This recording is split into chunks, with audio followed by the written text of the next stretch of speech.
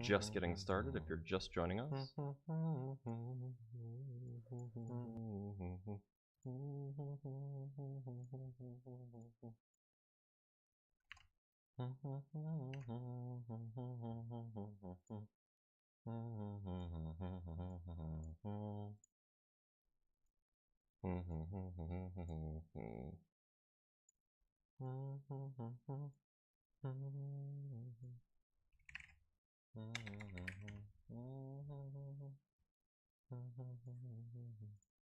Oh, where's my streamer bot?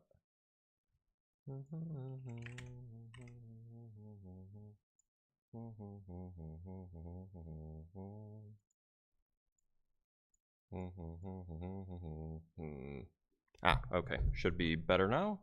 Send out a quick announcement.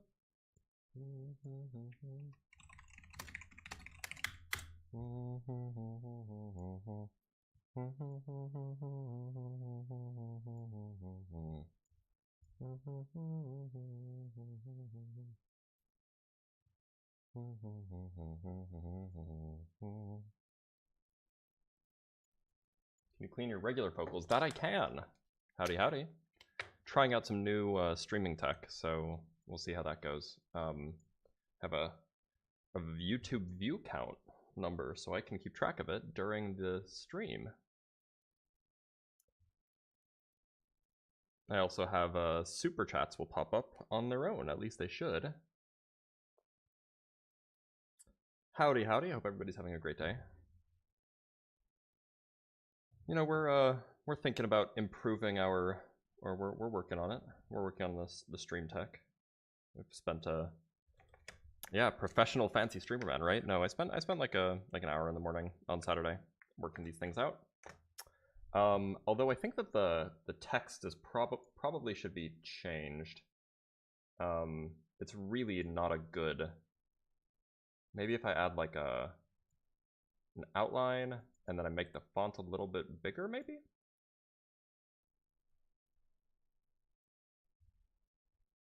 Let's do like 36, maybe. So there we go. That's a little bit better.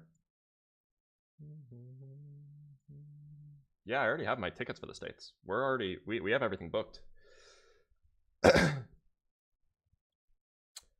Yep, we are all booked and ready to go.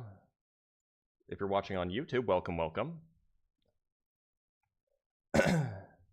Yeah, everybody's quite early. We did just start just a minute ago. Just give it some brief moment. We can get this started soon.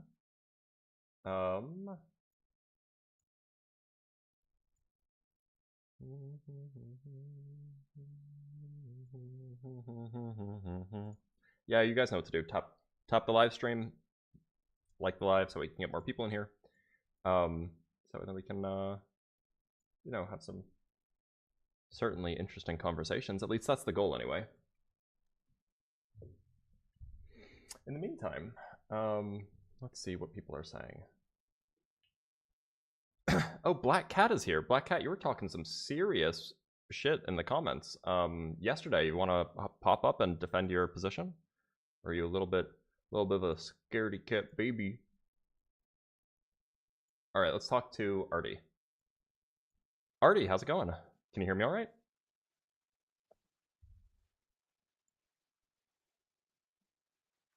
Arty, can you hear me? Arty, I can hear your giggles. All right, I'm gonna disconnect you. Guess there's no Arty. All right, let's bring up our next guest. Let's talk to Martin Luther. What a name. What a name. Am I right? Martin, how's it going? Yo, hello. That is not the voice I expected, to be honest. What are you expecting, bro? I don't know. I don't know. Anyway, what religion do you believe in? I'm a Christian. Okay. Yeah. Why should I be a Christian? Um, Actually, is this the only topic you are concerned about this night, or can I we mean, talk the about other background. topics? That is the background, right? Come again? That is the background. Hey, tell me, Um, Martin, how old are you? Around 30, but Around 30. um, What's your birth year?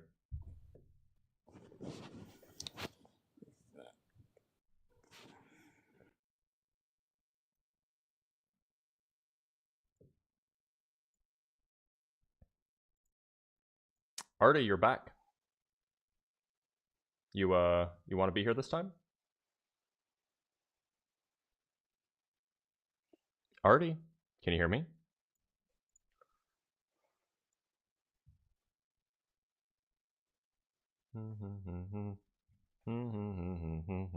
Arty, Arterius Maximus, can you hear me?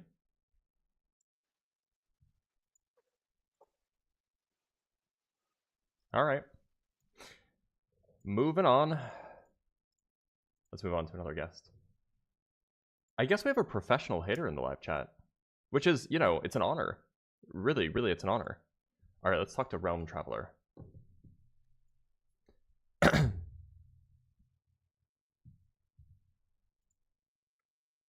Yeah, this random black cat, I guess he's been following me around for a while. And he's a professional hater. Ellie, how's it going? I'm good. How are you? I'm doing all right. What religion do you believe in? Oh no, I'm not, I'm an atheist too. I just wanted to give you kudos for your work on your live stream, dude. I appreciate that. Yeah, Thanks. bro. Keep on doing what you're doing and have a great day, bro. Keep on being motivated. Sounds good. Take care, bro. All right, let's bring up. Oh, we did have another guest. Oh, okay. We have two guests. All right. Arty, this is your last chance. Arty, can you hear me? Arterius Maximus. Arthur. Are you saying something?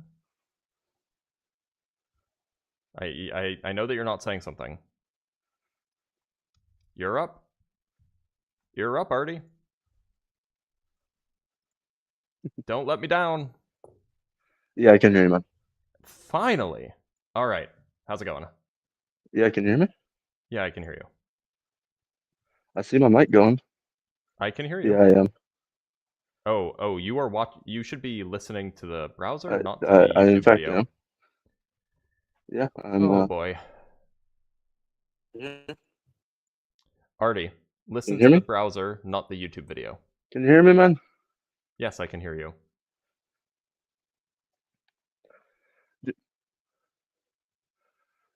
My audio is a bit hold on. This is gonna be a struggle. I can tell it right from the get-go. I'm a little bit quiet on YouTube. Interesting. I'll just put the mic closer to my mouth. Okay, That's I'm in the usually browser always now. helpful. Sorry? Can you hear me all right? Hello? All right.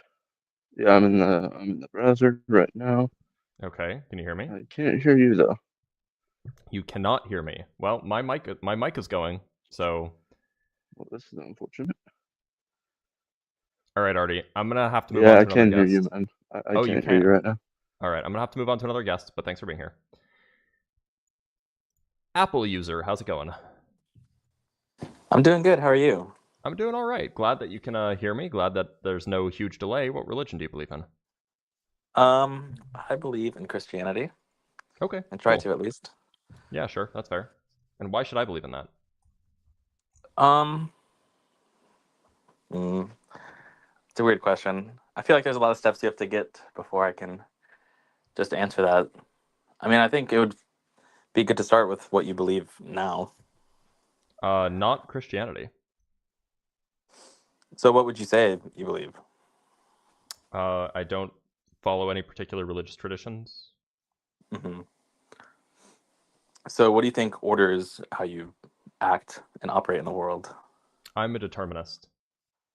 So Can I you would say natural explain that? laws. Natural laws that operates sort of your motivations and your desires and wills. I mean, yeah, at the bottom, surely. How do you mean at the bottom? Well, I mean, like we use layers of abstraction to talk about big systems because it's not useful to talk Mhm. about electrons buzzing around bundles of quarks inside of atoms if we want to describe, how society functions, right? But if you keep Mhm. asking, okay, well, what makes that work? What makes that work? What makes that work? At the end of the day, you get to a bunch of atoms and a bunch of, and their constituent components. Right, but those don't have meaning in themselves. I don't know what you mean by meaning. Surely they mean that. Surely they those words mean something. Do you mean that they don't have Yeah, value, like intrinsic? the word electron means like a physical thing. That's Yeah. fair. But they don't give So- the higher order meaning to the abstractions. Yeah, I agree. I don't think that there is a higher order meaning. Well, there has to be because that's how you operate. You don't operate on the level of electronic quartz. Oh, Quarks, I mean, sorry. sure, but I have when you say meaning, do you mean some objective feature of the world, or what do you mean? I mean, well, it's not. I don't mean a thing within the world, like a physical thing. So what do you mean? I mean the abstraction of a pattern that gives order and operation. I don't know what it. I mean, so patterns exist. You don't need Yeah. patterns are just particular arrangements of things, right? And so you can absolutely Well- have patterns arising on their own, given bundles of quarks and electrons, right? Right, but the idea of pattern doesn't come from quarks and electrons, Well, right? pattern's a word to describe a concept. Yeah. Are you But asking words where don't concepts have- come from? I mean, do you think they come intrinsically from the electrons and quarks? I think that they are emergent in the same way that wetness doesn't come from the electrons and quarks, but it comes from Right, because you don't experience water as H2O. right. It's an electrons or emergent whatever. property. Yeah. So does that emerge? Is the property that emerges intrinsic within the thing itself? I mean, that's debatable. I don't know what it means for a thing to have properties in the first place. Certainly we describe properties of things. I don't know if properties on their own exist. But yeah, you could probably say that the emergent properties are kind of baked into the way that things behave. So the experience of wetness. I mean, I would use the word property to describe something experiential, right? Like you experience wetness. It's not because we could think of it as a abstraction or whatever, but I think it's also an experiential thing that we interact with, and I think that's part of the definition too. I don't think that is baked into the interactions or behaviors or the quarks or electrons. Do you? Yeah, I mean, I think in some sense they are. In that, if you follow the, if you were a supercomputer and you just followed the calculations out, you would find, if you had a infinite time and infinite energy or whatever, you would find that when electrons are arranged in a particular configuration and the atoms that they're around are Mhm. arranged in a particular configuration, then the sound waves will, then the other electrons and protons and neutrons will wiggle in a particular way that humans will call someone saying it's wet. Right. Yeah, but a supercomputer can't experience wetness in a conscious sense. Oh, you're asking what Like qualia humans can. are. So is that what you're asking? Sorry, what was that? Are you asking what qualia are? I haven't heard that word. Could you explain So it? qualia is the it's hard to explain. It's like the sensation of feeling rather than the thing causing the feeling. Right, but that's related to the thing itself. Well, look, so I'm just trying to get clarity on what you're asking about. So there Yeah. are red things that emit a certain type of light, but that type of light isn't the same as the experience of redness. Are you asking about where the experience comes from? I would, but I would say that also I don't think that you can just take a scissor and divide the thing of red from the thing itself. Well, I mean, From the certainly there are things that are emitting red light right now that are not being experienced by anything. Right. So I would still say that those things are emitting so-called red wavelengths without any anything experiencing them.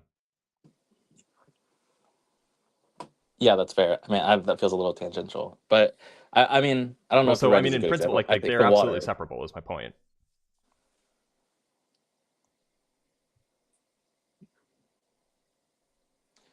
I don't know though, because I mean, if it's not experience, it's sort of the if a tree falls in the woods thing, you know.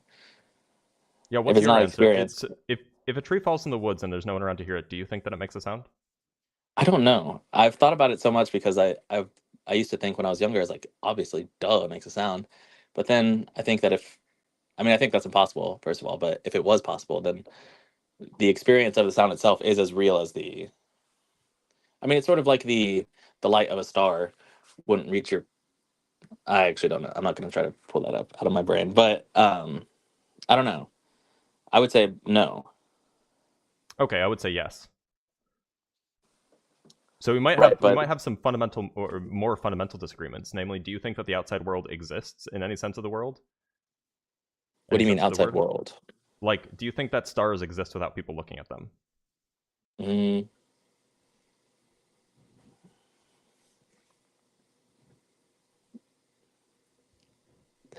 I feel like this is a different question, right? Because I feel like you're asking in a way that's like a factual, material way versus an experiential way, which is not a way that I would Well, I mean, answer. like, look, if the air exists and the tree exists and a tree falls and there's nothing around to hear Yeah. it, the air will still vibrate and and that's what we call sound, right? So unless you think that that sound doesn't exist for some reason, I don't know how you answered in the negative. So that's why I asked the question about the Because stars. it would have to be because experienced by something. why does it have to be experienced in order for it to exist? I mean, it's sort of the same logic that any materialist would use, that the things in which we believe have to be experienced, have to be witnessed, have to be observed in order for us to operate and to like place it in a value of hierarchy or a hierarchy of values. What I does mean, you values have can't to do use with that. anything?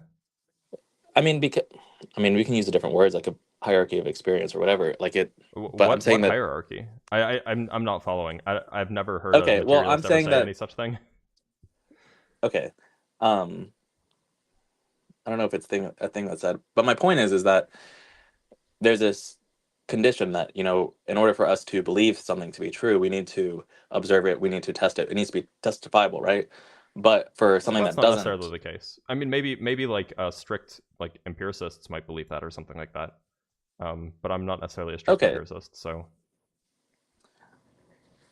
so then you're able to like step beyond that into like an abstract world or a spiritual world. no, I just take a more like some sort of blend of rationalism and empiricism, which I guess you would technically just call rationalism rather than just empiricism. Um, Right. all this being that, or all this meaning that I think that some things can be deduced by looking at the outside world, and some things can be deduced by, rational evaluation of propositions, Mhm. rather than looking at the outside world for guidance. So then the authority of morality is either your rationale or the outside world. Where'd that come from? Well, I mean, yes, of course, but Well, you said those are the that's only two things. yeah. But like that was like completely out of left field. I mean, yeah, but that's like the conclusion you can make, because if those are the only two things that exist Yeah, in which sure. we can derive truth from, then Yeah, that's sort we of derive the truth way either we from operate. the inside or from the outside. That's actually a true dichotomy.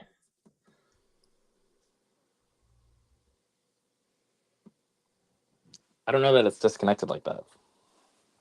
Well, I mean, look, like so you can talk about things that are experienced while also being caused by the external world, but you can always put something into at least one of the two categories of inside or outside. Maybe something's in both categories, but it certainly is in at least one. I mean, that's fair, but I think the category of the interaction is unique itself and gives more to like operation of the world and a hierarchy of purpose or meaning. I don't think that there's some objective purpose or meaning in the world. So you're gonna lose me on that. I mean, that's fine, but do you think you like truly operate that way? So I operate that way, that there's no objective purpose or meaning. I certainly do think that there is meaning in my life, and I have purpose and other people have purpose, and we all act according to those purposes and things that we value and things like that. But that doesn't have anything to do with objectivity. Right, but then the end of that is sort of your own rationale of things, and then isn't Yeah. that just justifiable for everyone across the board? That's how people operate generally. Yeah. I'm not sure if it's justifiable because it depends on what your meta logic is for justifiability or something like that. But like at least that's like a true fact of the world, that's how people operate.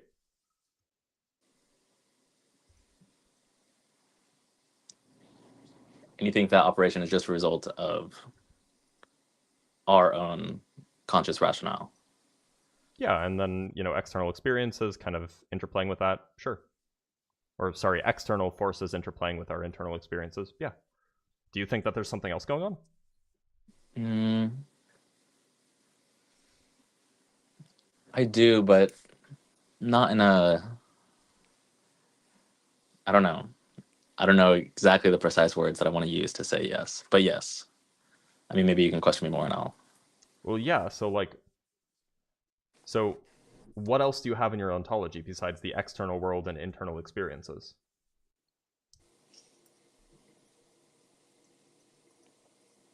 I think a good one is a collective unconscious experience.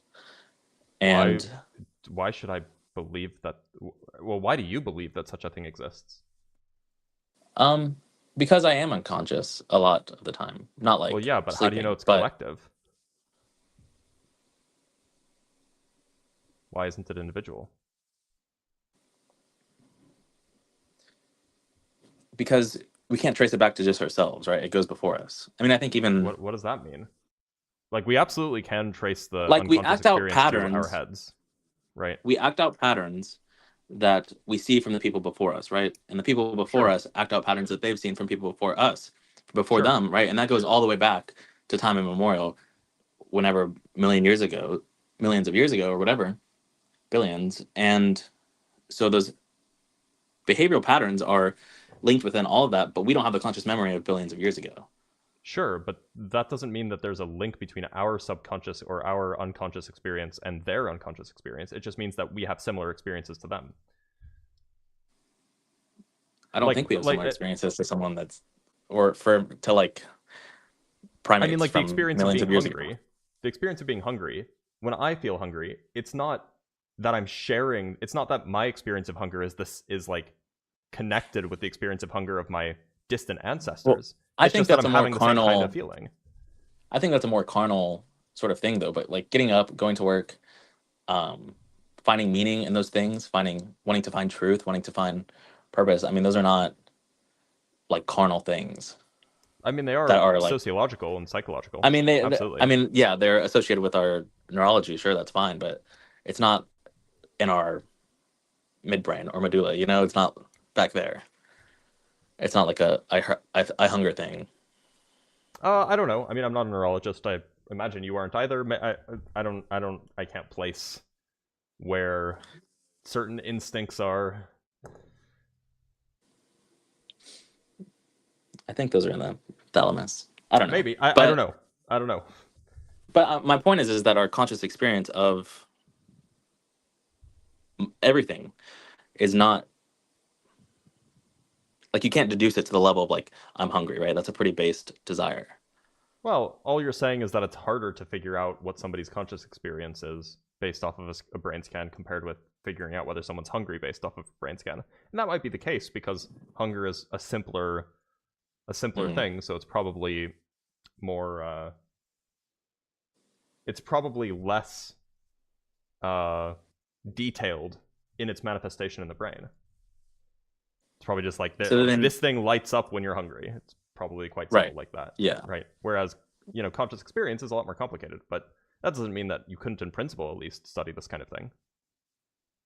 I mean, you can in principle. I don't think it's led anywhere, but I think that... You don't think so? I mean, like, the whole, like... No, you don't think the study of consciousness by, like, neuroscientists has led anywhere? No, not really. Have you read the neuroscience literature? I mean, I have, yeah. What was the most recent? I don't think it can... What was the class? Most recent paper I read was a biology paper on Ebola. So it wasn't about The neuroscience. most recent neuroscience paper you read. I don't know. I'm not a verse and chapter guy. I don't remember things. I mean, I'm not like big into it anymore. I'm not really a science person as much as I was like 3 years ago. But What happened 3 years ago? oh dude, that's a big question. That's a loaded question. I don't know. I think I just sort of fell out of the. I felt like I was it was an illusion for me to try to find meaning in what I was doing and trying to figure out things about consciousness and meaning and purpose and like our interactions with each other and our love and our dreams and our joy or whatever, that I could find that within like hard material science. That just did not turn out at all. Okay, well, so is that how you became religious, or were you already religious beforehand? I wasn't religious beforehand, no. So how did you find Christ? Why don't you tell me about that? Dude, thank you for asking. I think that's pretty charitable of you. I would say mostly through scriptures. Honestly, it was my roommate. He was my friend in high school, and every time I was with him, he would bring up Bible verses, and I'm like, stop talking to me about Jesus. I don't care. But then eventually, I think it was a mixture of things, and eventually I just started reading the Bible on my own and with him, and then I realized that the stories are a lot deeper than just like a sort of materialist understanding of what's happening, or just like a purely literal, I don't want to say literal, that's not the right word, a purely scientific view of what's happening. And I just found a lot of meaning in that. So I'm a little baffled, right? Because like I could see going from like a materialist worldview to like a spiritual worldview or something like that, but it seems like a very, very hard left turn to go from, you care about, scientific and rational examination of the world to, I believe a guy rose from the dead. That just seems like a huge jump. I don't think it's as big of a leap. I mean, that's sort of like C.S. Lewis's argument. Like you need one sort of miracle in order to make sense of the world. I mean, you can't fully understand it, really. Like, I think as hard as any scientist tries, or the collective group of scientists, like we can't fully explain the beginning of the universe, right? Well, I don't know if that's like, I don't think that that's an in principle problem. I think that that's we haven't done this yet, but we've only been thinking seriously about it for 100 years. I mean, yeah, but in order to operate even, you need to conclude that there is a beginning, and you need to... Maybe there isn't. I mean, or you need to conclude that there isn't. But either way, you need some sort of like miraculous belief that's outside of what we can observe right now. That's an empirical question, though, right? That's a question that could, in principle, be answered with the scientific process.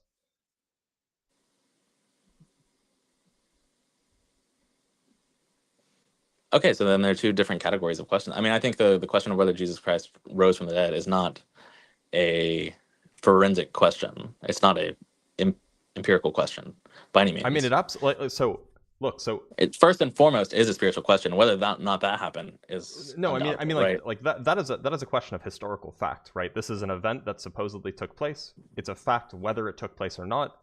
The question. Just because it's the case that we can't go back in time and witness it doesn't mean it's not an empirical question. Yes, but I'm saying that intrinsic in the resurrection of Christ is like the entire world, like everything that we interact with in a spiritual way. If we went back in time and merely a historical question. If we went back in time and had a camcorder, okay, and you closed your eyes and you set it up on time lapse mode in front of the tomb or whatever. And you just set it to record. And so now you have this data. You leave it for 5 days or whatever. You come back. You go back to the present. Does it now become an empirical question? I feel like that game it doesn't hunt, because it's not how the Bible writers tried to answer the question. Well, okay, so let me ask you and it's this. not even how how the early Christians tried to answer the question, right? I mean, the Nicene Creed says, according to the scriptures, he rose, right? The scriptures are not giving a materialist account at all. But do you think that he actually did rise? Like, okay, so what do you I think that touches every camcorder? reality, yes.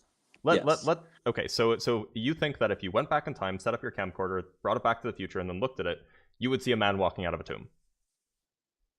The Bible doesn't say that. Okay. The let Bible me doesn't say he rephrase. walked You out of would a tomb. you would see the maybe you set it up in the tomb rather than like, you know, outside of it or whatever. You would Even see a his body own there, apostles, and then the the body people that would were no with longer him be there. that's not what the Bible says. What the Well, Bible the Bible says is does that say that there was an empty tomb, right? I think Paul says that. But it also says, I mean, it says like No, this. it's in like almost all of the gospel accounts. Yeah, you're right. But I mean, it also says that, you know, his own apostles didn't even recognize him. Well, yeah, that should give you pause. But like, so to be clear, like, Well, no. It doesn't you give me think that pause. his It's body not. It's was in not. the tomb? It's not a contradictory thing for it to say that. But the point No, is it's not that a contradiction, but it should give you pause, right? These are people it who doesn't spent give me years pause with him. because, right, exactly. And maybe it should give you pause of what the Bible is trying to say about his resurrection, right? It's What not it trying to sounds say like to me is that this there was an empirical thing. imposter. I don't think that's clearly not what the scripture writers are trying to say. No, they might have thought that it was the guy, but the fact that they didn't recognize him at first, they didn't recognize his voice, they didn't recognize his appearance, that screams like an imposter that convinced them that he was the risen Jesus. Right, but I think that there's a much deeper spiritual truth unto why the Bible writers wrote that. It's not a sort of, okay, they didn't know what was happening. They're dumb. They didn't recognize their best friend for 3 years. You know, like there's. Well, I don't think that the gospel writers, except maybe I don't think that the actual gospel writers were witnesses, right? 2 of them weren't even apostles, right? Right, but they're describing things from apostles. They're describing things like second or third hand. So it seems very plausible to me that what happened is Jesus was crucified. An imposter showed up, convinced some of the actual apostles and some of his buddies that he's actually the risen Jesus. Then he disappears. He disappears after a while, and then that story gets passed on. That seems super plausible and way more practical. Who disappears? The imposter. Right. So then, how does he disappear? Right? Because if we're going to take he takes off in the middle of the night, never to be seen again. Right, but if we are going to take word by word what the scripture is saying in an empiricist way, then we need to accept that he rose into heaven. Well, I mean, right? I mean, that's not that, but you could assume that. But if you want to take it word for word, then you should also believe that somehow an entire city worth of dead people rose up and nobody else ever wrote about it. Well, I think word for word doesn't imply that a materialist way. I think that there's a lot more that's being said there, not just that the graves started shaking and people started rising from the dead. What else I think that means a lot of things. If you read to me the actual verse, I could tell you. But I think the resurrection itself is of the people. Yeah, one sec. Okay. Is it Matthew? Yeah, it's Matthew 27:53. I hate Bible Hub. I just want it to be on there's a better website, and I just don't remember what it is. Matthew 27:50. Bible Gateway. That's the one I like. Yeah, so 27:53. What is it? So at the moment that and when Jesus had cried out again in a loud voice, he gave up his spirit. At that moment, the curtain of the temple was torn in two from top to bottom. The earth shook, the rocks split, and the tombs broke open. The bodies of many holy people who had died were raised to life. They came out of the tombs after Jesus' resurrection and went into the holy city and appeared to many people. Like, I don't know. That just seems like a bunch of dead people coming up. And yeah, it does sound like zombies. Nobody else would ever write about that. It sounds like zombies. I agree with what you're saying, but I think that also the spiritual. I mean, I think that's if we read it as like a science fiction story right now, and that's not the genre. So then Matthew's what is writing. this? It's describing something that happened. This isn't even science fiction. This is history, supposedly. I don't know that it's just history as well, because I don't think that was even a category of writing back in the day. It's historical narrative, let's say. Rather, it's definitely not poetry. It's definitely narrative. Not prophecy. I'll agree with you that it's narrative. It's not mythology, right? Like we're talking about people are giving quotes. Like I don't think that those centurion says something. But I don't think that the categories of I don't want to get distracted. I mean, I think that what Christ did is, I mean, theologically, you could construe this however you want, but he went into Hades and resurrected the dead, the just, right? And so he brought them into heaven, and Well, no, that they went to the holy city, right? What city is the holy city? I think that it's interlinked. I mean, I think the saints and the experience of the saints on earth and the experience of saints in heaven is interlinked. I mean, that's what the divine liturgy, I mean, that's what the church service is. Are you a fan of Jordan Peterson? I used to be. Not so much anymore. I think he's a bit wishy-washy. Okay, good. Well, you're being wishy-washy. In what way? Look, Jordan Peterson had a famous clip with Alex O'Connor where, or was it Alex O'Connor? It may have been Richard. It was with somebody. And he was watched asked, both of those. Yeah. So he was asked, did the Exodus happen? And he's like, what do you mean by happen? Well, it's like, I did think Jesus that rise from the dead? What do you mean by dead? Well, Like, he also just said that answer if the you brought a question. camcorder. Well, it's not that. I am going to sound like him, but it's not that clear, because I don't think that the way that whoever wrote the book of Exodus was writing the book was to display a historic narrative, right? Because that's not how you describe things, right? You don't say, you say, I went to the store to get milk. You don't say, I walked 30 paces. My heart rate was 53, and then I bent over and I tied my shoes in 2.3 seconds, right? Like, it's not describing that. It's describing the meaning behind what happened. You brought home a source of life, right? You could say the same thing, right? And it would be describing the same thing on all three different levels. And I think that the way that Exodus is written is way closer to like the level of I brought home a source of life than it is. I My mean, heart it rate talks was about like the 53. numbers of people in Exodus. Like there were this But I think many. numbers are there were this many. are also very symbolic. Numbers have a lot of symbolism behind them. So you don't believe the Exodus happened? It depends on what you mean by happen. Oh my god. I know I sound like Jordan Peterson, and I hate it as much as you do. Was there a man named Moses who took Hebrew slaves after a whole bunch of natural disasters or otherwise, took them out of Egypt, and then they wandered around for a while? Did that happen historically? Yes. Okay. Was there a group of people under a common figure? I mean, yes, that's why the stories were written. I mean, it might not be like historical consensus is that no, this never happened. I don't think that the way that we're archaeologically looking for evidence is the way that it was trying to be written. I mean, think if the people were story wandering around for 40 years in the desert, they would have left behind archaeological remains. Not if it was thousands of years ago. I mean, I don't know. I don't know. I mean, that's where I don't think that remains are left when they're from thousands of years ago. I don't think that tent dwellers from. I mean, I don't want to say how big the group was, but like 600,000 people, or 600,000 fighting age men, I think, is what it says. Something like that. I also think that the numbers in the Bible are not trying to describe numbers in the same way. I mean, yeah, I just can't believe that to be the case, because there's just so much meaning behind the numbers themselves. What's the meaning behind 600,000? I don't know 600,000, but I can give you another example if you want to so you can understand kind of what I'm saying. Like the number 40, for example, or the number 42, right, is 6 times 7. It is 6 7 being the 7. Yes, that's true. But 7 being the number of days that it took for creation to complete according to the Bible, right? Mm-hmm. 6 being almost ready, right? God rested on the 7th day, and the 6th day was kind of the preparation for the 7th day. Or it was like the almost completion, right? It was one step away. It's also 2 times 21, though.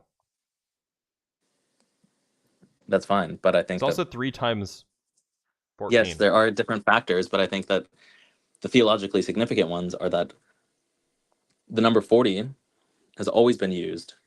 This isn't going to work because you're going to say that it's not the same number, but it's because of the Hebrew, I swear. Because Hebrew numbers are just letters.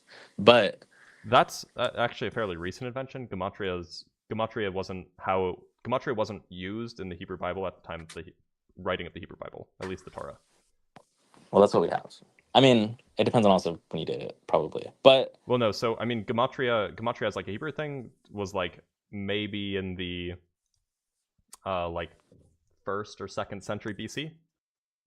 Mm-hmm. Whereas most of the Torah was written sometime in the 5th or 6th century or before. BC. I mean, 7 being a number of completion, I mean, makes sense for us, right? I don't know why. I hate the number 7. It's such a terrible number. I mean, it is odd, but I mean, it's sort of how the week interacts with each other. I don't know. I just think that there's a lot of meaning behind that's only because things. of the It's Hebrew not, Bible. maybe, but I think also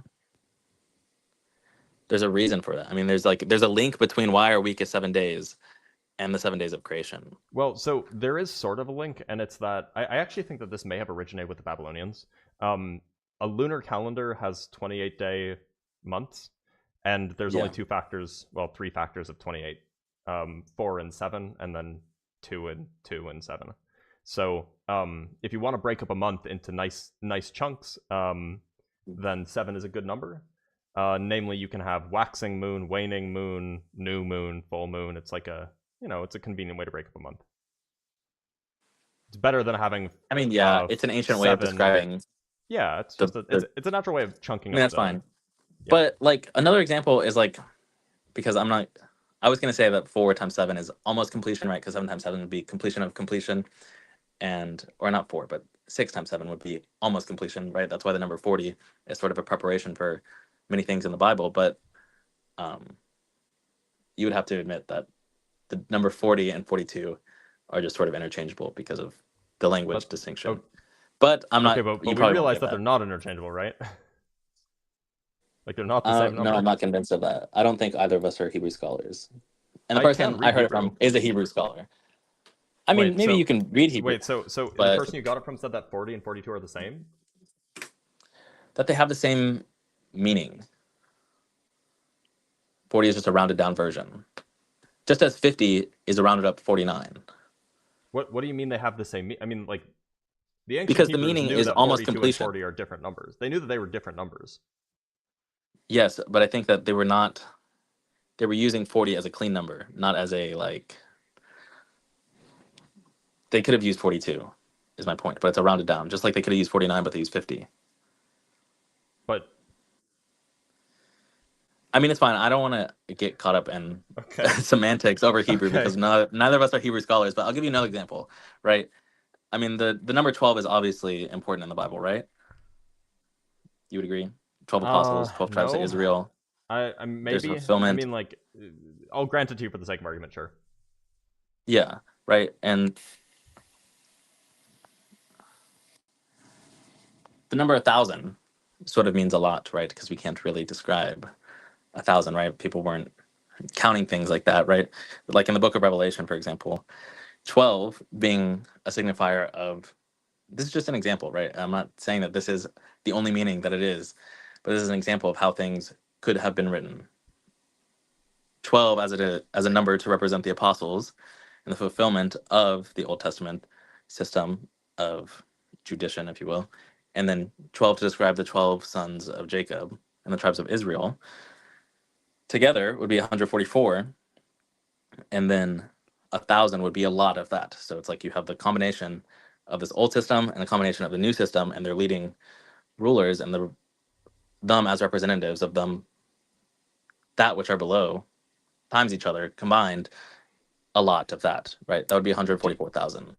I think you're reading too much into this, to be honest. I don't think so, because I think that that's the patristic witness of it, right? These are what the people have thought about this for a long time, right? And there was meaning behind every number that was written. Why do It you was think not people just thought about it for so long? because it's so fascinating and interesting. No, I think because that's why. people are trying to find extra meaning in their religious traditions. Like, of course, that's why. No, I don't think that they're like imbuing some sort of meaning in it. I think that it was Let written. me ask you this: why with- hasn't anybody done the same Okay. thing for the Epic of Gilgamesh? I'm sure you could. I'm sure that So the then why aren't Iliad, you the as Odyssey, invested in that? because Almost certainly it there would was have no- just as many deep numerical connections and double yes, meanings. but it's not and as all sorts of these encompassing. things. Right, it's like Okay. a 100-page book. It's not as encompassing as a story over thousands of years. It doesn't give meaning. It's a story of one guy. It doesn't give meaning to. Okay, what about Sort of all of what about like the creation Rig Vedas and redemption. or something like this, or the Bhagavad Gita? I think Or, those are fine. we I could think even those talk have about- we could symbolic. even talk about Homer's epics, right? I mean, that's These fine, all but if you want to predate get the into Bible. discussion, if you wanted to get into discussion about polytheism versus monotheism, then that's a theological discussion, and then we're far from the realm of like whether or not is this true or not, whether or not do we need to follow No, this, the right? reason I'm bringing these up is because it's clear to me that what's happening is that people who are invested in a religion,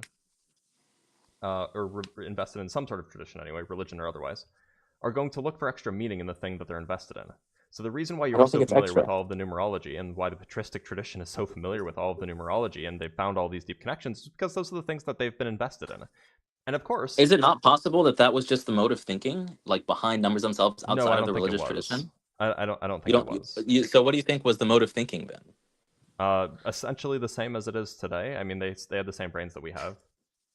Uh, Our I'll brains are grant that run to by you, but TikTok. I mean, Like, I mean, obviously, you have to think that there's just no way you don't think this. That people with the same like human brain, not the same exact brain, but we all have brains, right? I mean, you said that. yeah, People think differently, and of how course they people think is think formed differently, by the but people around them.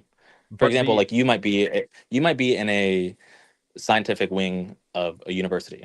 I mean, is that where you work? Are you a professor? Is that I right? work at a university. Yeah. Yeah. So, um, the people around you there are obviously going to think more like you. I mean, you agree with this because you're going to say the same thing about me, that I think that because of the people around me thinking that. No. I think that you think that because you're invested in finding deeper and deeper connections and meanings in the thing that you already trust. Right, but those things are not just like, how do I say this? They're not like meaningless things that just don't mean anything, right? They I have think an that implication humans to how we live. I think that humans find meaning in a lot of things where there is none. Right, because we're meaning seeking. But Yeah. my And point is that the but you're meanings saying that here that couldn't aren't be just. what's happening? I'm saying that yes, people in the past and people today try to search for things that are deeper than what is like literally described in the Bible. I think that's true. Yes, I agree with what you're saying, but I think that those things have implications with how we live far much more than, for example, like a biochemistry wing of a uh, university, right, which describes the biochemical processes of whatever, and that doesn't give you actionable meaning, like it integrated But meaning that so you can live out. if you're spotting connections and things that aren't there, how can you even ascribe meaning from those connections when there aren't the connections, when the connections aren't there? The connections are there. That's my whole point, is that it's all interconnected. It's not just these random different stories that happen to be conglomerated together, right? It's a So would you single say that story. it's like would you say that it's genuinely meaningful when somebody reads a passage from the Bible and then they toast their morning toast and they see Jesus on the toast? Would you say that that's like a meaningful connection? I think that's probably a coincidence, honestly, if you want my honest opinion. Okay, because that's not But like I think that that, seems no different from what's happening here. okay, yeah, but I'm saying that the things that are different is that their hierarchy of operation is ultimately beyond, their attention is beyond attention, not intention. Attention is beyond the toast of bread itself, or the bread of toast. Wait, the toast, whatever. It is beyond that itself, and that gives meaning to the interaction between the bread, right? This is no longer just wheat that's been enriched, flour grain So and oil, look, and toasted at this. I can even give you this. Absolutely, I can understand that you might get value out of noticing a connection that strengthens your faith or that makes you see things in a new way. But that doesn't mean that But their connection is cosmic actually in the patterns is text. also okay. But their cosmic patterns is also my point, right? These are not just things that I'm making up that I've seen, but it's been the witness for thousands of years, Well, and they people have have been trying to find these imbued. connections for thousands of years, so this is not surprising. Yes, but these connections were made like within the first centuries, Are you not talking thousands about of years. are you talking with like the back references from like the gospel texts into the Hebrew Bible?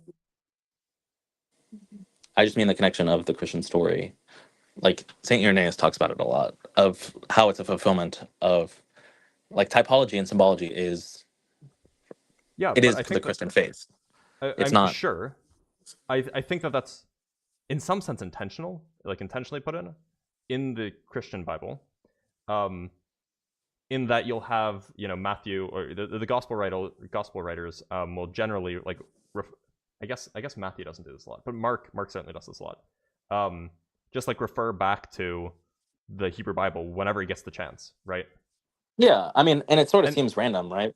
But well, no, but like it that's is. intentional because he's trying to convince people that this is a fulfillment of Hebrew prophecy.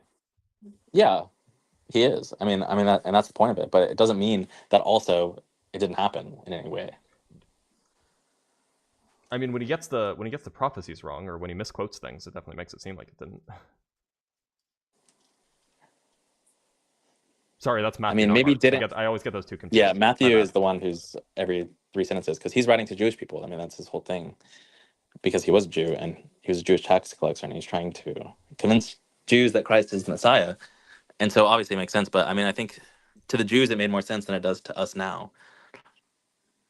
And I don't know. I don't want to get into prophecies because I know everyone has a cheat sheet of some sort of prophecy and they say that, oh, well, this didn't pan out, but I just think that we're not really capable of talking about that. But so I'd rather not. But my point is that the patterns and symbols behind all these interconnected stories give meaning and purpose to your life in a way that is integrated and real and is not just sort of outside of ourselves. I mean, I maybe even can grant you that, like, yeah, these stories, if you believe them, you can have, you will have a more enriched life or whatever. But I'm not that's saying just, that. I'm not saying quite that though. Can I correct myself? yeah, go ahead. I'm saying that the Bible itself gives you is itself a lens in which we look at the things that happen around us themselves. Right? It's not that it gives us meaning because we like the story or something. It it is itself a description of the cosmic patterns in which we like live by and adhere by. I don't follow how that's true at all. Like, it certainly describes some parts of the human condition, but other parts are just not. I mean, like, let me give you an example. Relevant anymore. Let me give you an example, right? Like Matthew 5-7. You know this Sure. Sermon on the Mount. Everyone's heard it, right? What scientific claims is Matthew 7 making? I don't know. I assume none. Right. I mean, there might be. I don't know. But we can assume for the sake of argument, like none or close to none that are like meaningful in any way. Right. And so the point of Matthew 7 is not to make a scientific claim, but to sort of give you a frame which to operate. However, Matthew 7 or Matthew 5 is connected between the description of the rest of the Old Testament and the rest of the Bible, right? And so the events that happen in the past are now imbued with these meanings from the one who is meaning himself, is pattern, is logos, right? He gives that meaning and he fills it up. And so now those things that we can just think of like materialistic things. Did the Exodus? I don't understand what that paragraph means. What paragraph? He is meaning, he fills. I don't know what any of that means. He's the logos. I mean, you've heard logos, right? I mean, I've heard people say that, but nobody ever can like he was definitely a man.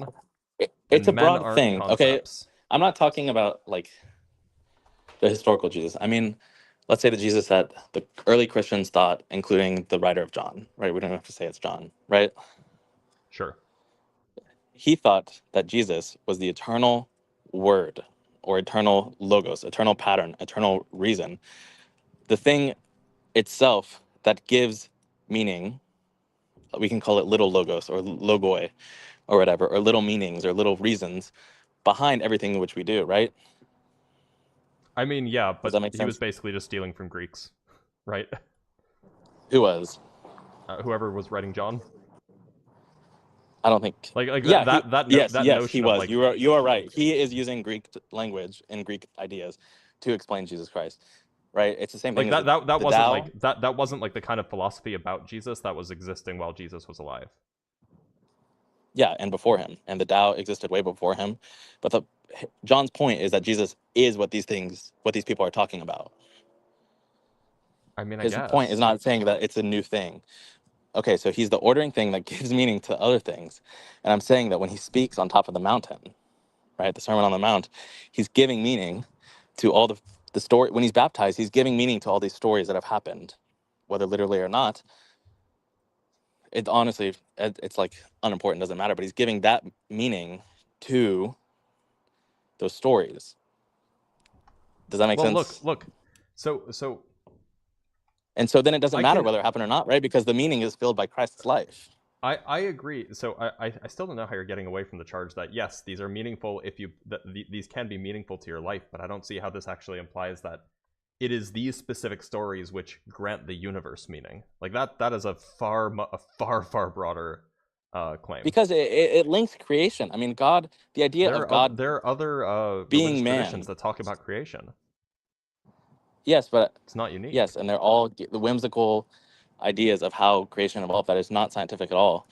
But I'm saying that the story is fulfilled most in Christ. It makes sense most in Christ because Christ is the one. He's speaking in as the one who created the universe, right? He is the creation force of the universe. And like if you want to go read the stories of creation from the mouths of the people who spoke them in other religious traditions, you can go read those things. I'm sure that they have quotes from their creator gods.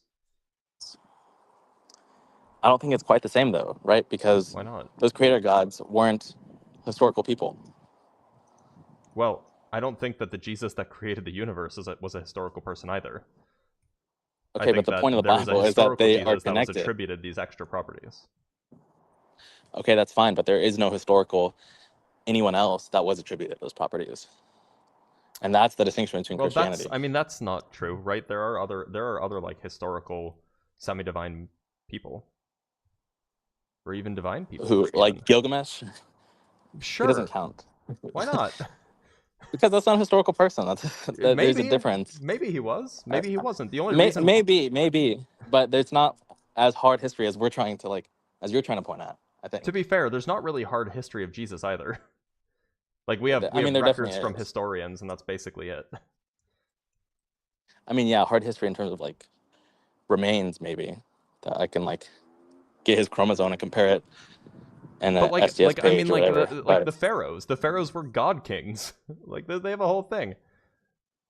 Yes, but I think that was those were in a way that was pagan and integrated human sexual immorality and deities.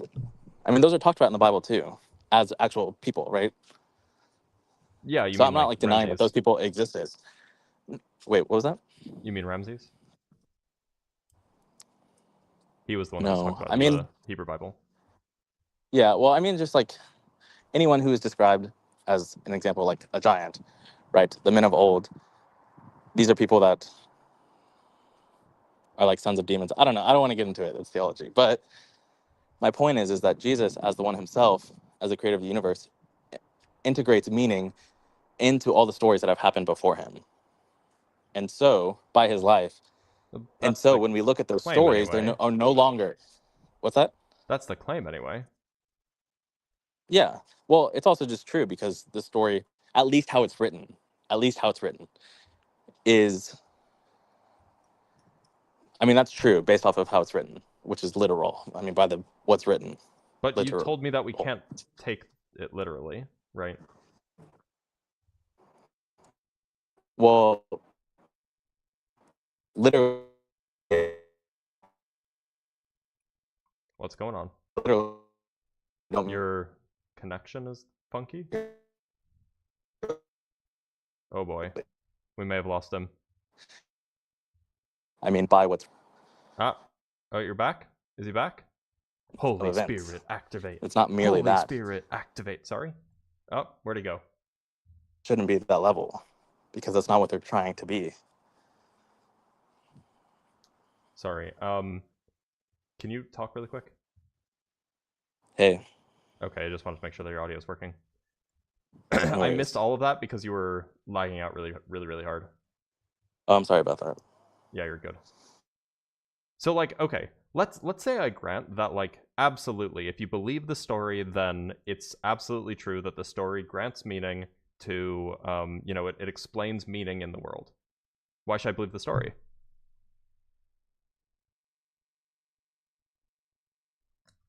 Where'd he go? Level. Oh, you disconnected again. What? I'm on 5G plus. You gotta be on fiber, bro. Fiber. We don't have that here. In Flint, Michigan? Where are you? I'm in Flint? No, I'm in College Station. I shouldn't say that, but I don't know. What do I say? But where is that? No, why do I know that? Why do I know that place? It's A&M. Oh, okay. Yeah, it's a big college town, obviously. Yeah. It's in the name. Right. So like the question was, let's say I grant that if you believe the story, then it explains meaning in the world that otherwise you might not think has meaning. Why should I believe the stories?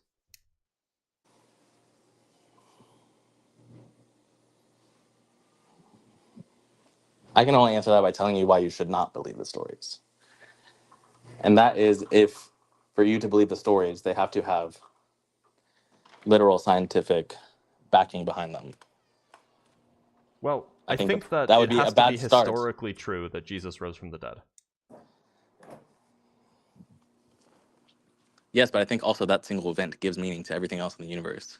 Well, And so I think right, if but so if that didn't happen historically, then I have no reason to believe any of the rest of it. okay, if the Big Bang didn't happen historically, then do I have any reason to believe any modern science? Sure, they're not relying on each other. How are they not reliant? You can study condensed matter physics of superconductors without worrying about what kicked off the universe. Like, they're not really Right, related. but there's some sort of axiom or whatever that it's based off of that sort of gives little meanings. I don't want to say meaning because it's not really meaning, but to why the rest of the science works, right? No. So there isn't a sort of what's an example? Like the dogma of cellular biology, right? The idea that what is it? DNA turns into RNA, turns into proteins. Mm-hmm. That just has to be given in order for you to describe like DNA polymerase. Sure. But And so I'm saying the that, Big Bang and is maybe not, it's not all. the Big Yeah, Bang's not maybe like it's that, maybe. yeah. I'm not saying it doesn't have to be the Big Bang, but within each individual field, there is something that a new discovery is contingent upon, which has to be believed. I mean, sure, but generally we try to provide evidence for the things that, like, the more foundational a thing is, typically the more evidence you want to have for the thing, right? Right. And something as like foundational as the beginning of the universe or You consciousness. better have a lot of evidence for it, which is actually why it was Yeah. rejected for so long. It was rejected up until the late 60s, I suppose, and the idea was Right, put but forward also in the there's people 30s. saying that maybe it wasn't that. Maybe it was something else. Sure, you can And so I'm hypothesize saying that all that's you the want, most but without yeah. evidence, So I'm then saying what that's good the will most you do? foundational thing, and so you can't just. It's harder to operate. I mean, you can like individually, but it doesn't have any meaning, right? Because I don't see the beginning of like maybe I'm misunderstanding. Why can't I like go study how black holes work if I don't know how the universe started?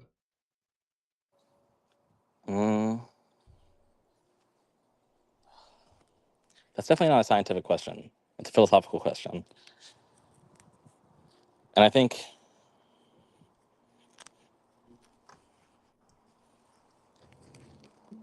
I'm saying the more unknowns that there are, the more unknowns that there are, the more like spontaneity there is in your head in terms of which things are connected to which things, right? And so to say that, yes, I can find meaning in my career, zooming in on this one thing, right? I can really study this certain protein, how it folds in a Yep, rat's brain, right? and you should. To say that that gives you meaning, it's not sufficient Why not? because it doesn't work. Because It people work. don't act that way, right? You're not So I just am a thinking about that scientist. all the time. I am Yes, a scientist. Like that's my day job. As Yeah. I'm sure you guessed. There are some problems that I spend my time worrying about, and those are the things I care about. Yeah, but those don't operate how you interact with other people. Well, yeah, but like the Big Bang isn't involved in how I interact with other people. I'm saying that it's in some way involved, maybe tangentially to what you're doing, though. I mean, that's my whole Really? point, is that the science of the Big Bang, it doesn't matter whether it happened or not, right? It doesn't, whether the Earth is flat or round, has like no experiential difference for us. And so it doesn't change how we interact with others. Sure, and so we Is have my other things that point. affect how we interact with others. Right, and I'm saying, and that's why the stories of the Bible. But we don't need the Bible Because those to give a interact lens. with others. You don't, but but you should have something. I have relationships that I care about. I have guiding principles But why that do I you try care to live about them? by. Sorry? But off of what? Right? Uh, These aren't like the guiding, imperialistic like where do claims the or guiding empiricist. principles come from? They came from my parents. They came from my genetics, the society I was raised in. Right. So it's like imbued, unconscious collectiveness.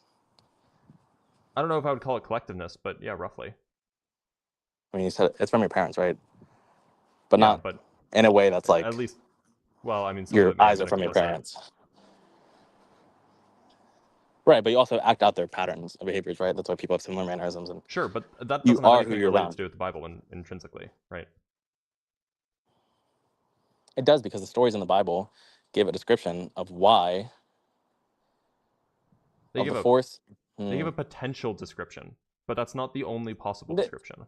Okay, it may not be the only one, but there can be a bunch of. I mean, as a scientist, I'm sure you agree with this. There can be a bunch of different descriptions of something, and one is more right than the other. Yeah, and Right, I don't like think that for the biblical example, description is correct. That's the point. why is it not correct? It just makes false claims about things that seems to not know a lot about the human experience Right, outside of the Middle East. but we just wait outside of what? Outside of the Middle East, like the Like ancient Near East, Chinese history or Indian history? What do you mean? like it doesn't know anything about like cultural practices of like anywhere else except the ancient Near East. Like you're right, Right, like because Chinese it's a cultural Bible. practices, Mesoamerican Yeah. cultural practices. Like it just doesn't have anything to say about those. Right, but I think that also the cultural things that were described sort of are cultural on one level because they were given to Jews in a certain time period, but also like Paul's letters are transcending that. You know, the Gospels and what Jesus says is transcending that. Right, and I Well, think that to my say point that, is well, you know, I don't think they do. I don't think that they're relevant for like you don't think the like Sermon on the Mount transcends cultural practices? I mean I, I don't know it by heart, so I'm sure that there are things in there that are not appropriate for all cultural practices, right? I would Like there say are things there's not. there are I things think that you you should and I read will it. agree with because we live in a society, we were raised in a society where this is the norm. But like if you ask people Why is that the 2,000 norm, years though? ago, is Do that we ever relevant? ask? Why I you know mean, why it's the what? norm? It's because Christianity conquered the world. Yes, because it gives you an operation, No, that's a not why lens to Christianity operate through it. conquered the world. Christianity conquered the world because Constantine converted. The Roman Empire controlled basically all of Europe, North Africa, and the Middle East. Yes. And then through the spread of colonization, it spread to the rest of the world, which became the dominant, socioeconomic forces. That's why. Yeah, It that's has a nothing to do description with of how. Christianity's actual power. Okay, that's a description of how things happen, but that doesn't mean that's why things happened. Well, no, the reason why it's Christianity and not Islam or Zoroastrianism or Baha'i or whatever.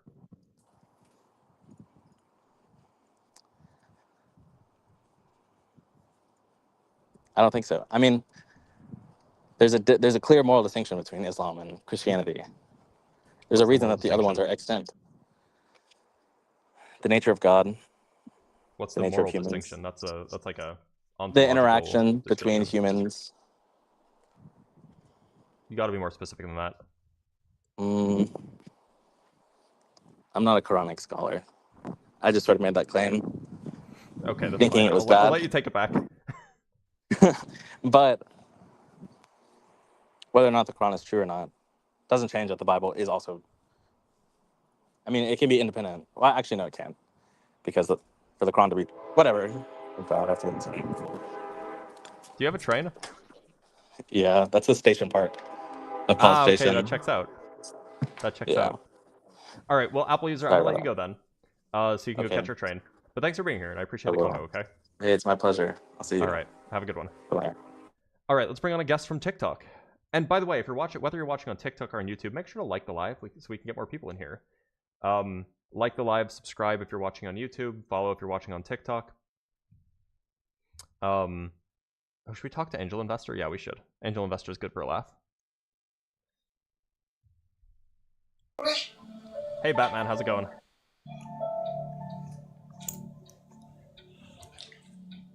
Batman, you here? Hello, hello. Hey, Batman. Are you there? I'm here. Can you hear me? How's it going? I'm doing all right. How are you? I'm doing all right. I'm doing all right. Why are you playing creepy music? Oh, I just had something on that I was watching while I was waiting. Ah, okay. Yeah. So, do you believe in that Jesus rose from the dead? Yes, I believe Okay, Jesus why? rose. Why should I believe that? Well, we believe it by faith. Why should anyone else believe it then? Because people have a personal relationship with Christians, as far as Christians believe it. So there's no actual good reason to believe it then, you would say? Yeah, because it happened. Ain't that a good reason? Well, it would be a good reason if it did happen, but why should I believe that it happened? Well, you should believe that it happened. For one, it's an event, the biggest event in human history. If it was the biggest event in human history, then why aren't there more records of it, like first-hand accounts? There's a lot of first-hand accounts. People who were alive during the time, historians that were alive. Which historian that was alive during the time has a first-hand account? Well, he was alive. He could have asked people because he was alive around the time. Who? Who's he? Tacitus. Okay, yeah, he was Tacitus, so it's not a first-hand account then, it's a second-hand account. But he was born in 56 AD, the same time as So he was Nero. born 25 years after Jesus died, and you're saying that that's a first-hand account of his resurrection? Yeah, because he could have talked to people who were there. That's literally not a first-hand account then, it's second-hand. But that's how that's why most historians accept it, because that's how history works. Most historians do not accept that Jesus rose from the dead. No, most historians accept that Jesus was an actual historical figure. I believe that he was a historical figure, sure. And his believers believe that he rose from the dead. I might even grant that, yeah. Yeah, and that's evidence. You also look at the what else we have? The Shroud of Turin. Yeah, the Shroud of Turin that was fabricated in the 1300s. That one? No, it wasn't. It's new evidence. Literally the first new evidence. No, I did see the new evidence. It's nonsense. Did you know that do you know where the Shroud of Turin first appeared in the historical body? Like where it was first recorded to exist? When and where? Where? In the 1300s. That was the first time that it ever appeared. Wasn't? No. Yeah, it was.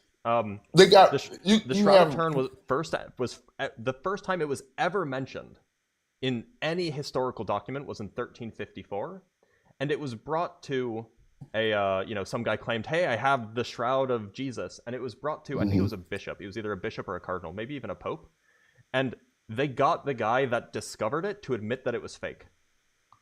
It couldn't have been fake.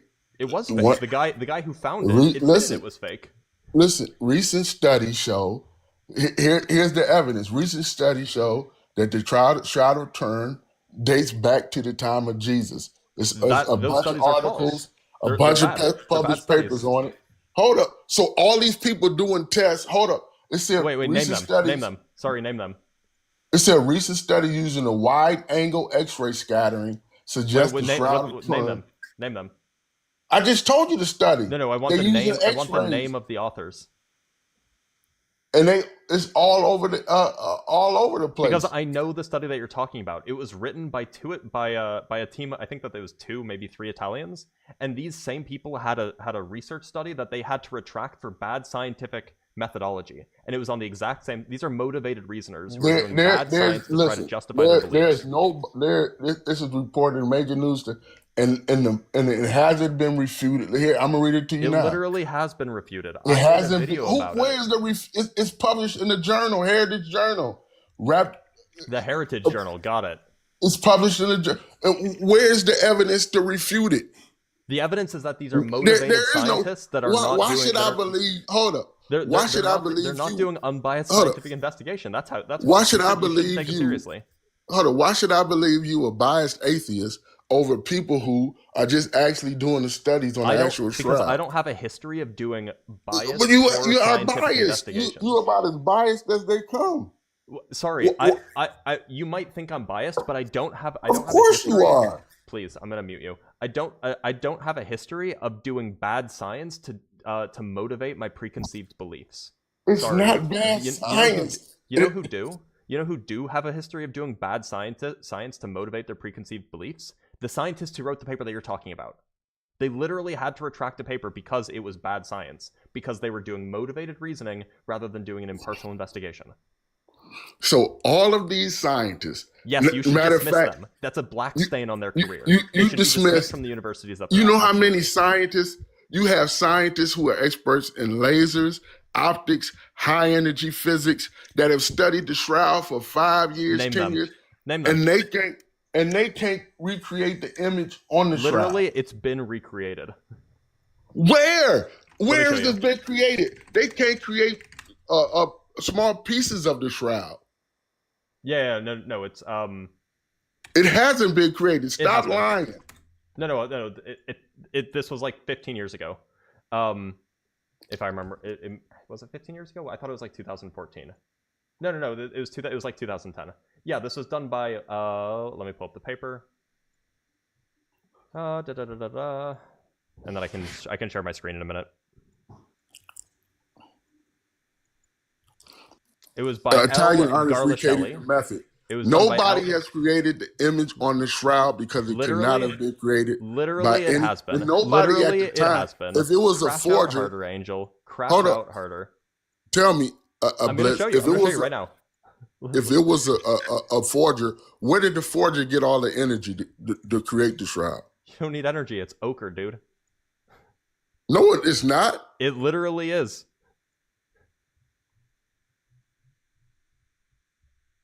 This is images, imprints of a real human looks body nothing on like a the cloth. shroud. That's it looks the absolutely. This is the reproduction. It's laughable. This is the reproduction.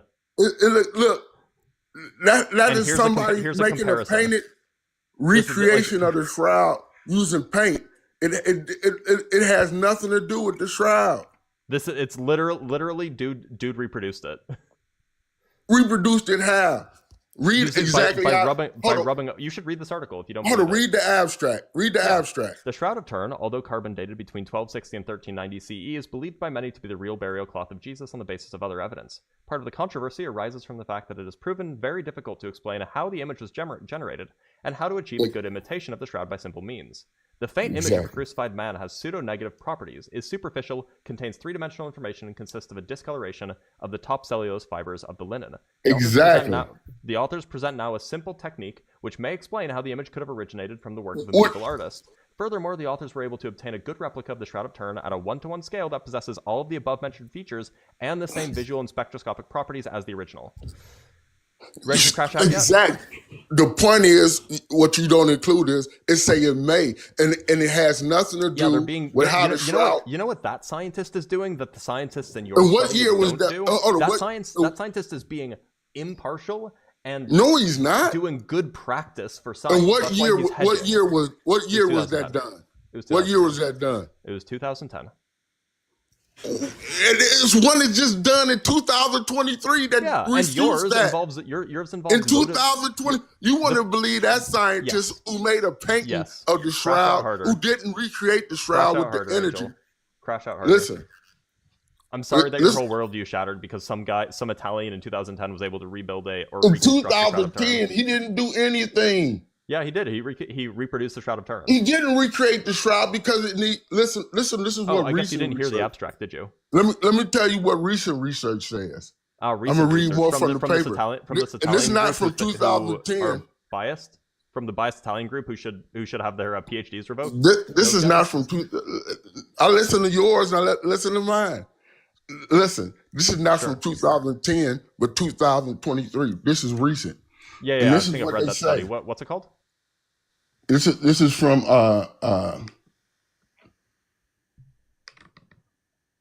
it's a study called Shroud-like Colorization Linen of Ultraviolet Radiation by Palio Di Cesario.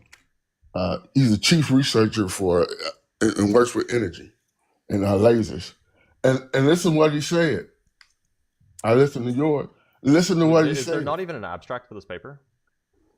Listen to what he said. Let me. Can I get it out? The paper. Go ahead. Okay, listen to what he said. And this is just after team studying it for years. to reproduce the image of the crucified man exceeds maximum power released by all ultraviolet light sources available today. The time for such a burst will be shorter than 140 billionth of a second, and 140 billionth of a second in order to recreate the image on the shroud. And they can't recreate it with the most powerful lasers they have in their possession today. That way. They can't recreate it with their most. And what other man was crucified that? And you know what? You can just recreate it by smearing ochre on a sheet. The image from the shroud had to come from the body inside of the shroud. I just showed you a recreation that doesn't require lasers or radio or any ultraviolet or anything. Because listen, the image had to be recreated from inside of the shroud. From the body inside of the shroud. Maybe that's true if you claim that the coloration came from the ultraviolet, but that's not what happened. That's not what happened, right? Like, you pull up a paper from if that's what you believe, then by all means believe that. But there's no evidence that that's what happened. You pull up a paper from 2010. Yeah. Where do you have a problem with something that's? Do you have a problem? That has no. Sorry, Angel. Do you have a problem with something that's older than 15? It has nothing to do with the Shroud of Turin. You have no explanation for the Shroud of Turin. We can't recreate it with the best. I literally just gave you one, bro. And the guy said, it takes a burst of energy back in less than 140 billionths of. They can't even recreate pieces of the shroud. They literally with their best energy. I literally showed you an example of somebody recreating it. He didn't. Well, how did he? He made a painting of it. Go read the paper. He made a painting of it. Roughly, I mean, it wasn't actually a painting, but yeah. What did he? What energy? Hold up. It wasn't energy. He used red ochre. He used what? Red ochre. Red. He didn't even use energy. Why? It's not required to reproduce the image. He just painted an image. You can't be serious. And that's what the Shroud of Turin is. Blitz, you said it's a painting. It's no. That's okay. You have, do you have evidence people that it's not? Listen, do you have evidence that it's not? Blitz, you have people who have studied the Shroud of Turin who are energy experts. Energy experts. They work with lasers. They work with lasers, and they can't recreate the image of the shroud. Of course, somebody can paint an image of a shroud. Yeah, and it looks exactly like the shroud does. No, it's not. Yeah, it does. It matches all of the properties. No, it has none of the properties. Oh, I mean, so I guess you just think that the abstract was a lie? Blitz, you gonna deny that? Sorry. Just to be clear, do you remember this? Furthermore, the authors were able to obtain a good replica of the Shroud of Turin at a 1-to-1 scale that possesses all of the above-mentioned features and the same visual and spectroscopic properties as the original. Spectroscopic, visual properties, matches all of them.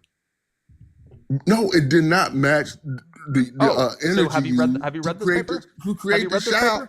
Have you read this paper? No. Sorry, I'm sorry. Have you read this paper? Yes, and it's been debunked.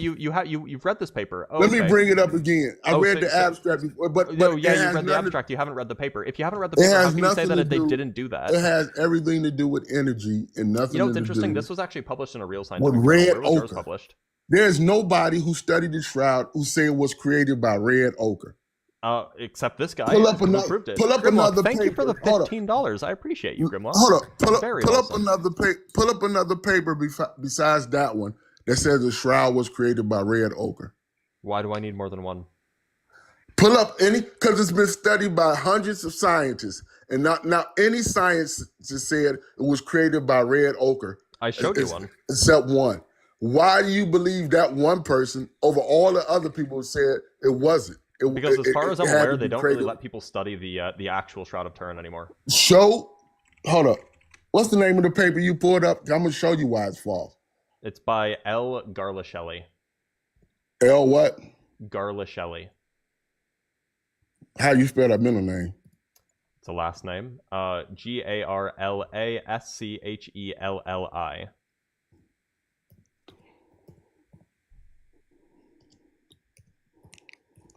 I'm going to pull it up. I'm going to show you why it's false.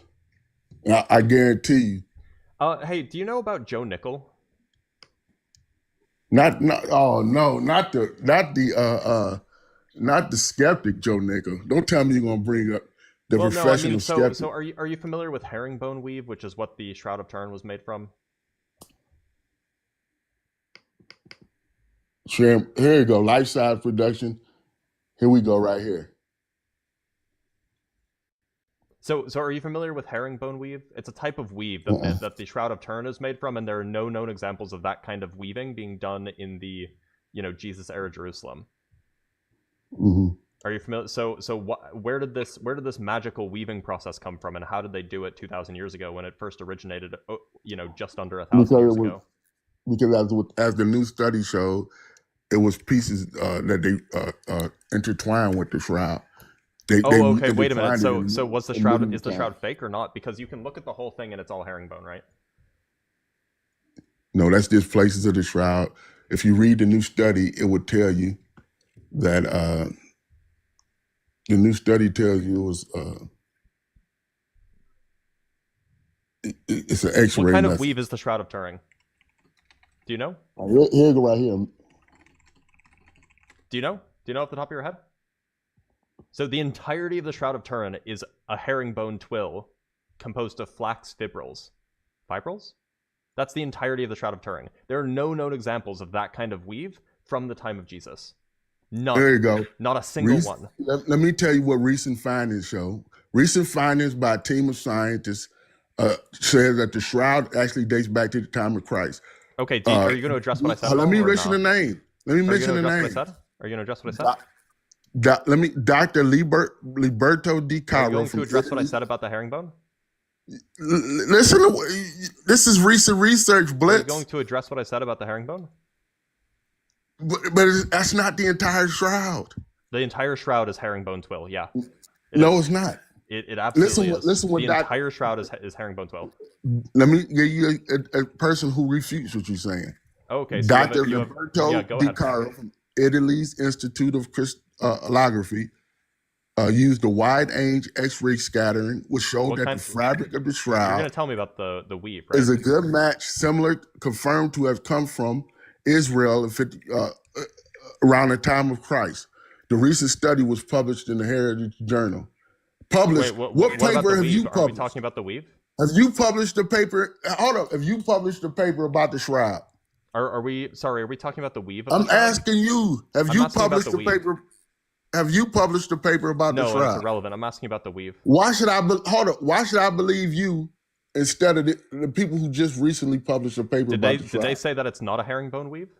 In a peer-reviewed journal. Did they say that it's not herringbone weave? They said it dates back to the time of Christ. And no, it's not. So do they mention what kind of weave it is? I'm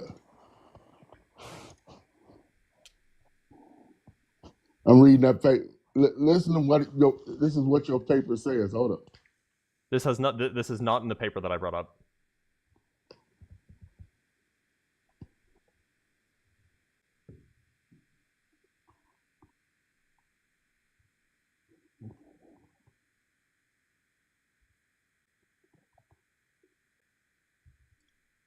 Here we go. This is from the paper you showed. This experiment presented in this paper can doubtlessly be improved. There's no accelerated aging technique. Hold up. It's not equivalent to all the natural process. Something that took years of simply to be accomplished. A better way should be devised would be a slurry on a cloth or solid synthesizer. Yep, you're just describing more ways to fake it. That our attempts represent an addition to an ongoing debate, but it's impossible. Hold up. It's what that's impossible. called? That's called good impartial science. It's impossible. So you're a fraud. Oh, I'm a fraud? Wait, so is yours impartial or no? Is yours impartial or no? Your own study is a fraud. No, it's called being humble and impartial. Did you read the conclusion, Blitz?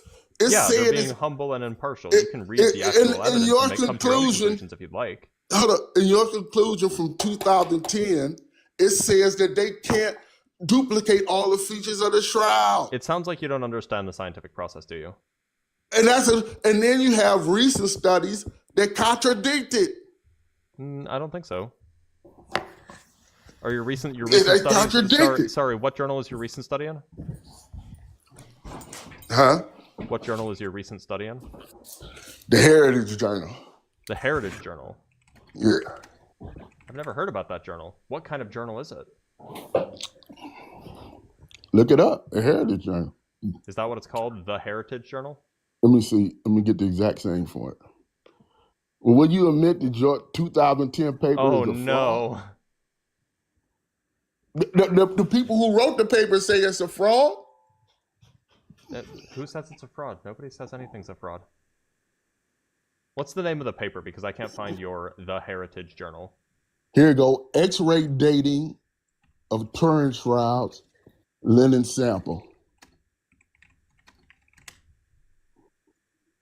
Oh, MDPI? Oh, bro, that's not good. Not a good look. Oh, yeah, this is the Italian team that fucking had their shit retracted, bro. No, they published this paper No? in an article of the Heritage Foundation. And all of it goes against everything you're saying. Read the results. This is the Italian team that had their paper retracted. Blitz, you have a huge problem of saying every other scientist except you. There's always a problem with No, you had a just problem these. with The Schrodinger. only people that I'm You calling had out for a doing bad problem with science are these Schrodinger. people. You have a problem with Kardashev scale. You have a problem with Einstein, with Schrodinger, type with one- Heisenberg, with every scientist because you believe in magic. Okay. You even That's said what we're gonna that do. you had a problem with the Kardashev scale, which is type 1, type 2, type Yeah, 3, 'cause type it's 4 science fiction. civilization. It's literally No, science it's fiction. not science It's fiction. literally science fiction. Blitz, you can't be serious. You Do you know there are who no known Kardashev examples was? of any of those, right? Yeah, he was a scientist of some kind who He also was an did fiction. astrophysicist. He was a serious That astrophysicist. doesn't mean that the Kardashev scale is real. It's not Carl like a real Sagan. thing. We haven't seen other like it's just a category that is used in Hold up. science fiction, and it has nothing to do with real life. We have no idea what real life actually does. Carl Sagan adopted the Kardashev scale. Michio Kaku. They just had a recent I study don't where they care who applied adopted machine whatever. learning. I don't care. Do you know what the Kardashev scale is saying? It's just talking about energy It's a consumption. categorization of energy use, but we don't know if that's how aliens or Energy. even ourselves We will do ever know do it's that. related to the type of No. science and technology you don't. could have. No, Of there course could be we other do. energy sources that we've never even conceived of. But we don't have access but- to it. That's the point. That's why we wouldn't So be a that's why type 1 it's civilization. fiction. It's Blitz. How do we burn? What is the main way we burn fuel today in America and on This Earth? is irrelevant. So tell me, now that we've agreed that the Shroud of Turin is a fake from the 1350s, why else should I believe that Jesus rose from the dead? No, it's not a fake. And recent studies show that your 2010 paper The was recent lying. studies by the Italian team who should have their but the PhDs fact revoked is- because they falsified and their the- data. Hold and up, but did the poor methodology.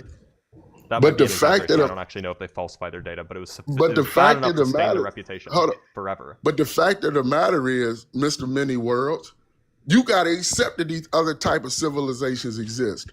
You have to accept it because you say all this And technology you is accept possible. magic, so You say all this, it's only technology based on and energy you believe consumption. that a man rose from the dead with magic, so you know. You have to accept that all these civilizations exist. And you have to accept that a man. You have to accept it, Blitz. Angel, So you have to Angel, accept. You have to accept that a man got mad You- that you- children you were have making to fun of his accept- bald head. Hold up, Blitz. You have to accept that a man got mad because children were making fun of his bald head, and so God punished the children by sicking 2 she-bears on them. You have Blitz. to accept that. Do you accept that, Angel? I accept everything in the Bible Oh yeah. Okay, so you accept that God Everything hates from the- children. Got it. from the Glad beginning we to the agree. end. But what you Does have God to hate children, accept, Angel? Answer the question. what, Don't be what you have don't be a bad faith Barry. what you have to accept, Blitz, is that because you believe Spider-Man exists, and because And you believe Gandalf exists. because you believe Spider-Man Spider-Man's exists, at and least you believe- possible. Gandalf's make believe, dude. And on top of that, you deny materialism. And on top of that, you mischaracterize Deny my position. materialism. You mischaracterize my position. Okay. In Cool. a universe, If we're gonna keep strawmanning, why do you believe in Zeus throwing lightning bolts off of a mountain? Hey, Blitz. In a universe that's not locally real, how can a universe? Hey, in your How can in a your universe world, that's not locally real? why is it that Gandalf can beat the Balrog but Jesus can't? Hold up. Why is it that in a universe that's not locally real, how can a universe that's not locally real be physical? Physical doesn't mean like locally real. You know that, right? Do you know the universe? I don't even is think you not know what locally real? real means. Do you know what it means to not be locally real? I do. You define it for me, because I don't think you do. I don't think you know for a second what locally real means. Yeah, it means Bro learned those two words 3 years ago and hasn't let go of them. Look, it means the principle of locality and the principle of realism is violated. No, we they're not live in a both of them universe simultaneously. Not locally. Not It's both not of them locally real. not both of them simultaneously. No, that's not true. It is. There's No, a it's recent not. study on the Leggett-Garg inequality that supports It doesn't show both locality and realism are violated. Sorry. What? Blitz, how can it not show both? Realism, it's just saying that before you carry out a quantum measurement, it's not located somewhere in space until No, a that's not what measurement realism occurs. means. That's not what So realism don't means. have Try it, again, it's Angel. not locally real in Try space again, Angel. anywhere. Actually, I'm not going to let you deflect to your failure to understand quantum mechanics. Now you gonna run? Why is it that you think? No, I'm just going to actually press you on your beliefs rather than letting you just ramble for 20 minutes. Why do you think that there is no archaeological evidence whatsoever for 40 years of Hebrews wandering around in the desert? Know what? There's no archaeological evidence whatsoever for 40 years of Hebrews wandering around in the desert. Where's the evidence? Yeah, there's evidence of the mountain that would around the mountain. There's all sorts of evidence. Where's the evidence of like people wandering around for 40 years? There's all sorts of evidence from Ron Wyatt and others. Cite your sources, please. Ron Wyatt, he has studies. Ron Wyatt is your source? You mean the guy who's made up every single thing and can't even tell us which lab tested Jesus' blood? Of course you're gonna say that because you don't want to accept the findings. Do you believe Ron Wyatt actually had Jesus' blood tested? Did you see the? Hold on, Angel. evidence? No. I'm sorry. Do you believe that Ron Wyatt actually had Jesus' blood tested at a lab? No, I don't. He made that claim, right? He said that, I found Jesus' blood and I had it sent to a lab to be tested. That doesn't mean everything. Why did he lie about that then, huh? But we saw evidence. Why did he lie about it? He didn't have to lie about what happened on Mount Sinai. Why did he lie about Jesus' blood? He didn't have to. He didn't have to lie Jesus' about what blood? happened on Mount Sinai. Why did he lie about got Jesus' evidence. blood? Do you believe the evidence? Why did he lie about Jesus' blood? Hey. Answer the question, Angel.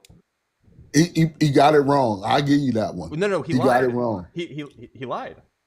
He said that he sent out blood to a laboratory and was not able to reproduce. Was not able to tell anyone what laboratory actually tested the blood. He just made it up. He lied. You asked the question. You asked the question about the Exodus. Why did he lie about what happened around the Exodus? No, I said he lied about the Jesus' blood thing. I don't know about his claim. Of course you switched. Of course you switched. No, I was discrediting your source. No, but you can't. I literally just did. I just gave you an example of him you can't say evidence. Because hold up. You can't say because somebody got one thing wrong, everything. No. He didn't get one thing wrong. He fabricated evidence. He made Einstein even got stuff in fudge numbers. He made it up. It was fraudulent. Do we need to it wasn't a mistake. Einstein made up the cosmological constant and made up. You know that's a different thing. And you know what? Hold up. Did Einstein make up stuff? Hold it. That's a by great Einstein's pivot, but I'm not own going to let you. I don't care. Hold up. I don't care. Einstein, why did Ron Wyatt lie? Einstein, listen. Why did Ron Wyatt lie? Let's keep the same energy, Blitz. But did Einstein by his own admission? I'm not letting you pivot, bud. Did Einstein by his own admission? I'm not letting you pivot. Answer the question about Ron Wyatt. Why did he lie? Some people get something wrong, like Einstein got something wrong. Wait. So getting something wrong is fabricating a claim and never producing evidence for it, and then that doesn't mean fabricated a claim. Throw all his work out the window. Yes, it does. It absolutely does. It means it can't be trusted. It means it can't be trusted. Can Einstein be trusted? Academic. Can Einstein be trusted? Why are you deflecting from Ron Wyatt so hard? I'm not deflecting. I'm just saying You're that some absolutely people get deflecting. You're trying to do a whataboutism. Stop deflecting some people and, get and confront the fact that your only some source people get is a some liar, things is a known wrong, liar. and some people get things right. Do you agree Yeah, with Ron Wyatt's everything? not one Hold of on. them. Do you agree with everything scientists say in order I never to believe made that it? claim. And that's a cool Erwin whataboutism and deflection. Schrodinger- But why are you hold on. accepting everything that Erwin Ron Wyatt Schrodinger says? said, Erwin Schrodinger said that he does not meet God in space and time, and if you Okay, are I don't atheist, care what Erwin Schrodinger you said. can't connect I don't care. atheism to you I can't don't connect care. Nice atheism deflection, nice pivot. I guess No, it's we have not. an admission. I guess because you can't defend your position. I because guess you you're just can't pivoting. accept everything. Thanks for the admission, you can't though. accept everything they saying. I mean, angel investor pivoting and angel investor. It's another L for Blitz. Another if you L. think that this is an L because you can't defend Ron Wyatt's absurd claims to defend your absurd Exodus story, you brought up a 2010 paper. You got an L on that. I don't care. You then ran and you denied type 1. I don't think I got an L when the paper itself is being scientifically humble and says, yeah, there's more testing that needs to be done, but the paper says and visual appearances. The paper says Blitz is wrong. And bro did a what is it? A triple pike in ice skating? Is that what it's called? But you didn't read the conclusion of the paper. I read it like 2 years ago, bro. Before you even knew it existed. So you're gonna defend Ron Wyatt now or nah? You're gonna keep deflecting? You also denied type 1, type 2 Angel. civilizations. We're talking about Ron Wyatt now.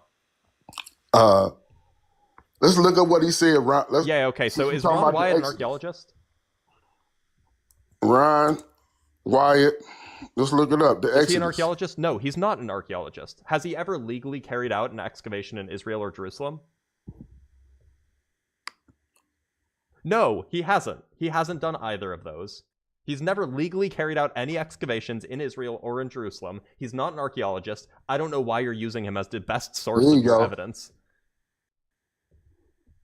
Even Answers in Genesis called Wyatt's claims fraudulent. Listen, he got evidence to back. He's never carried out any legally. He's never done any legally licensed excavation. You just asked. Here you go. Exodus to the Red Sea. Discoveries of Ron Wyatt. Are you talking about the wheel in the Red Sea? Is that what you're referring to? No, he's talking about right. The mountain as well. What mountain? The Mount Sinai, the one that has black on the top? You know that's just a mountain range that has black top mountains, right? You studied it. I'm familiar with this. Yeah. No, you're not. You're not. I literally am. You haven't studied. Hold up, Blitz. What papers have you published on this? On this?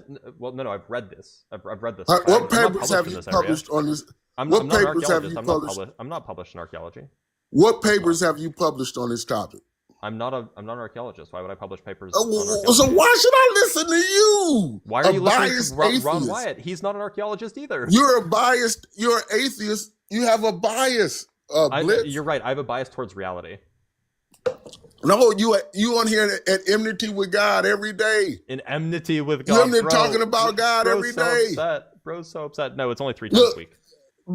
You're a PhD, probably a scientist, and you're talking about the existence of God every day. Yeah, which is why does that make sense? Unfortunately, people like you actually believe in it, and that it influences the world I live in.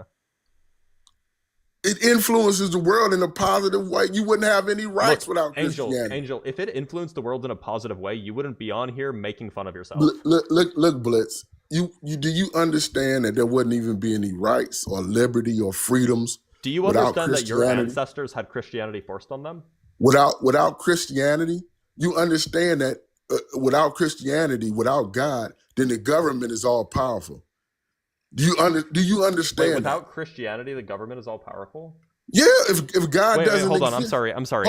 How long has your family been in the U.S.? Do you mind if I ask? Look. I've always been here, but let me ask you. No, your family. Blitz. I'm asking about your family. Do you agree with Uganda that homosexuals should be illegal? Do you agree with? I'm just asking. Do you agree? I'm just asking too. How long has your family been in the U.S.?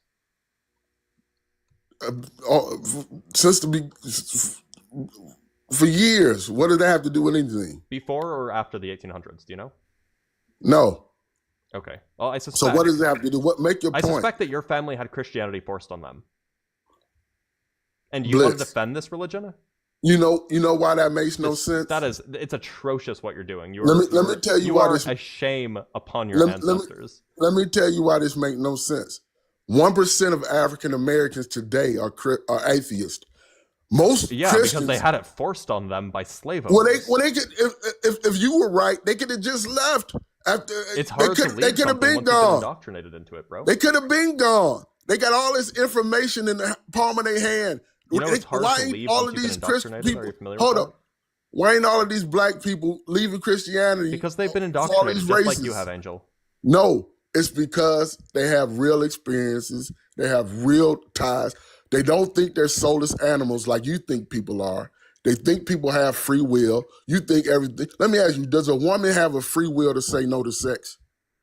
You don't believe can absolutely consent or not consent. Does a woman? Yes or no? I think you're making a category error. No, yes or no? With the premise of the question. I don't think now you running. Yes or no? No, but a woman. You say there's no free will. Consent or not consent. Does a woman? Hold up. Free will means the ability to act at your own discretion. Does a woman have the ability? So I already answered your question. Does a woman have the ability? And consent are not necessarily related. Sorry. No. No, they're not. They're not related. Listen, you don't need free will in order to be able to give. Yes, you do. No, you don't. That's what the whole doing something against someoone's will. It's the whole definition. Oh yeah. There you go. Doing something against someone's will, not necessarily free will, but against someone's will. If they don't have any free, if everything is hold up. I'm glad we agree. If everything is determined and they're just soulless animals and they have no will to say no to sex. No, I'm sorry, they do have wills. Where does their will? Where does their will come from, Blitz? Their brains. Exactly where? Because everything's supposed to be. Everything's supposed to be determined by the cerebrum. Physical processes. Yep, the cerebrum. And even have atheist scientists say everything is just a trick of the brain. So if a woman is just in the cerebrum. If a woman is just a soulless animal and she has no free will. I'm sure you believe that, Angel, but I don't. I don't believe that people are just soulless machines. I think that people actually have value. Do you think people have souls? I think people have value. From where? So if a person has if a person has the value, say to be against the great woman or to be against if you want to critique moral subjectivity, why don't you first look inside? Hold up. Why don't you first look into your own religion and see how atrocious it is? No, because you don't understand. No, you refuse to do so. Nature. I'm sure you don't. Okay, Blitz. Angel, why don't we examine some of your own moral claims? Let me ask you. I already answered your question. I think that women are able to consent and base their consent on their own will. You said a woman doesn't have free will to say no to sex. No, I said a woman doesn't have free will. She absolutely has a will and can refuse to. Does she? To give consent. Let me read the definition. Let me read the definition of free will. So, Angel, why would you prefer? Here's the definition of. Hold up, Blitz. No. Here's the definition you of asked me free your will. question. I'm going to ask you my question. Why is it that you would prefer to save two zygotes in a burning hospital as opposed to one child? Say that again, because Yeah. So why would you prefer to save 2 frozen zygotes in a hospital rather than 1 child if the hospital's on fire? What in the world did that mean? What are you talking about? Okay. So there's a hospital that's on fire. You have only one choice. You can either rescue a child who's can't get out of the burning hospital on their own, or you can go save 2 frozen zygotes. Which one do you do? Which one do you save? Are you trying to make an abortion analogy? No, I'm not trying to do anything. I'm just asking for. You're trying to go to abortion now. I mean, what's the point of the question? The point of the question is to evaluate which one you would save, because I know which one I would save. Which one would you save, Blitz? I would save the child. You would save the child? Which one would you save, Angel? I would try to save both. You can only save one. That's part of the hypothetical. I would risk my life to try to save both. It's part of the hypothetical. It's only physically possible to save one. I would try to. I would risk my life to try to save. Answer the hypothetical honestly, Angel, or I'm gonna kick you. Like honestly, this is like you're just being dishonest at this point. Now you want to? It's a hypothetical. It's a hypothetical. Yes, in the hypothetical, you can only. It's only physically possible to save one. Of course. Answer the hypothetical. I'm gonna try to say whatever I'm closest to. If I'm closest to the baby, you're equally close. I'm gonna try and say the baby. You're equally close to both. I'm equally close to both. Yes. then I'm gonna go try to save, especially for someone's child. I'm gonna try to save the baby. Like the 5-year-old, rather than the 2 zygotes. Yeah, but what's the point of your question, Blitz? Yeah. So, do you think that zygotes are humans? Do you think that they're people? That they have rights? I think people life starts at the moment of conception. Okay, so why do you care about the child rather than these 2 very living people that are, frozen in zygotes? I care about all life, but yeah, but why are you preferring to save 1 rather than 2 then? I'm not preferring to say. I'm just going to say the one. You just said that you did prefer to save 1. I didn't say that I prefer. I said if I had a choice under your hypothetical. I'm asking your hypothetical question. So why do you choose to save 1 rather than? Which is your hypothetical question? Why do you choose to save 1 rather than 2? Save the baby. Why choose 1 rather than 2? Because I can't get to both under your hypothetical. So you can get either 2 zygotes or 1 5-year-old. Those are the 2 options. I'm gonna go get the 5-year-old, but that doesn't. What did I say about that? It just seems that you don't care about the 2 zygotes. What if it was 100 zygotes? It's a stupid. What if it was 100 zygotes? It's a stupid hypothetical. What if it was 100 zygotes? Bliss, that doesn't devalue life in any way. Wait, if it was 100 zygotes, that just means that you care about one 5-year-old more than 100 zygotes. It seems like you don't think that life begins at conception. Yeah, I do believe life begins at the conception. Then why aren't you interested in saving 100 zygotes? That's 100 people. But if you're talking about in terms of abortion, I'm not talking about abortion. I'm just talking about people. Hold up. Why don't you think life starts at conception? This is irrelevant to the question. I'm not talking about No. Answer the question, Blitz. Why don't you think? I do think that things are alive when they have cellular function, and if that happens at conception, then they have cellular function. So if they have life, I don't care about them though. I don't care about zygotes. If they have life, so look. Why do you care so much more about a 5-year-old? Hold up, Blitz. Why do you care so much more about a 5-year-old than 100 zygotes? Blitz, you just said you believe life starts at conception. Yeah, why do you think it's okay to take life? Why do you think it's okay to take life? I step on ants all the time. So you that's what you think life a baby is, a fetus. I don't think it's a baby. It's a zygote. You think it's no different? You think it's no different than an ant? Wait. So do you think that a fetus is the same as an actual person? It's a human being. Do you think? Is a zygote is a fetus as valuable as a 5-year-old? A fetus is a life. It's a human being. Answer the question. Is a fetus as valuable as a 5-year-old? Yes, it's as valuable. Okay, then why do you want to save one 5-year-old instead of 100 zygotes? Huh? Why do you want to save one 5-year-old over 100 zygotes? I didn't say that over 100 zygotes. Oh, would you save 100 zygotes instead? Listen, I would get to whatever. Would you save the 100 zygotes instead of the 5-year-old? But Bliss, this says nothing about the conception of life. You agree with me? Answer the question. You agree with me? Answer the question, scumbag. You agree with me, Blitz? Answer the question, scumbag. Why are you saving the 5-year-old?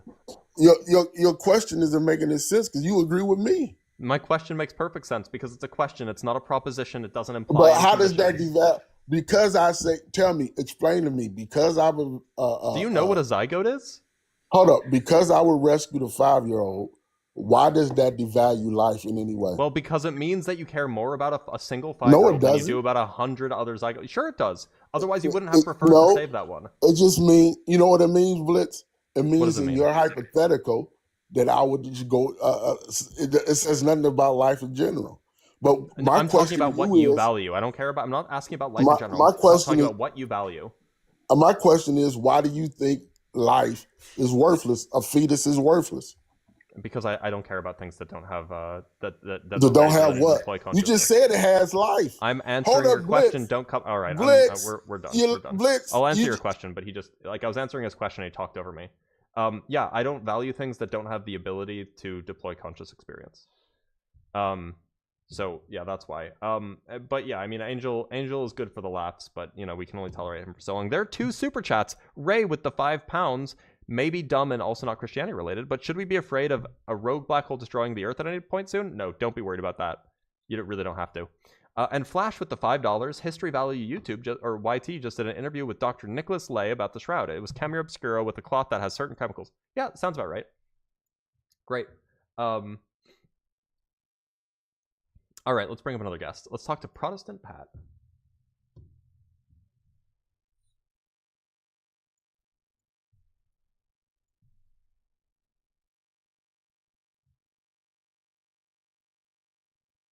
I can't believe Angel ran like that. What a coward.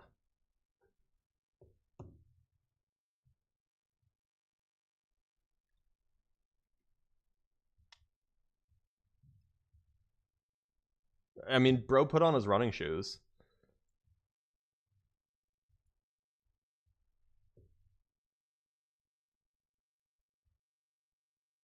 All right, let's talk to Manolita.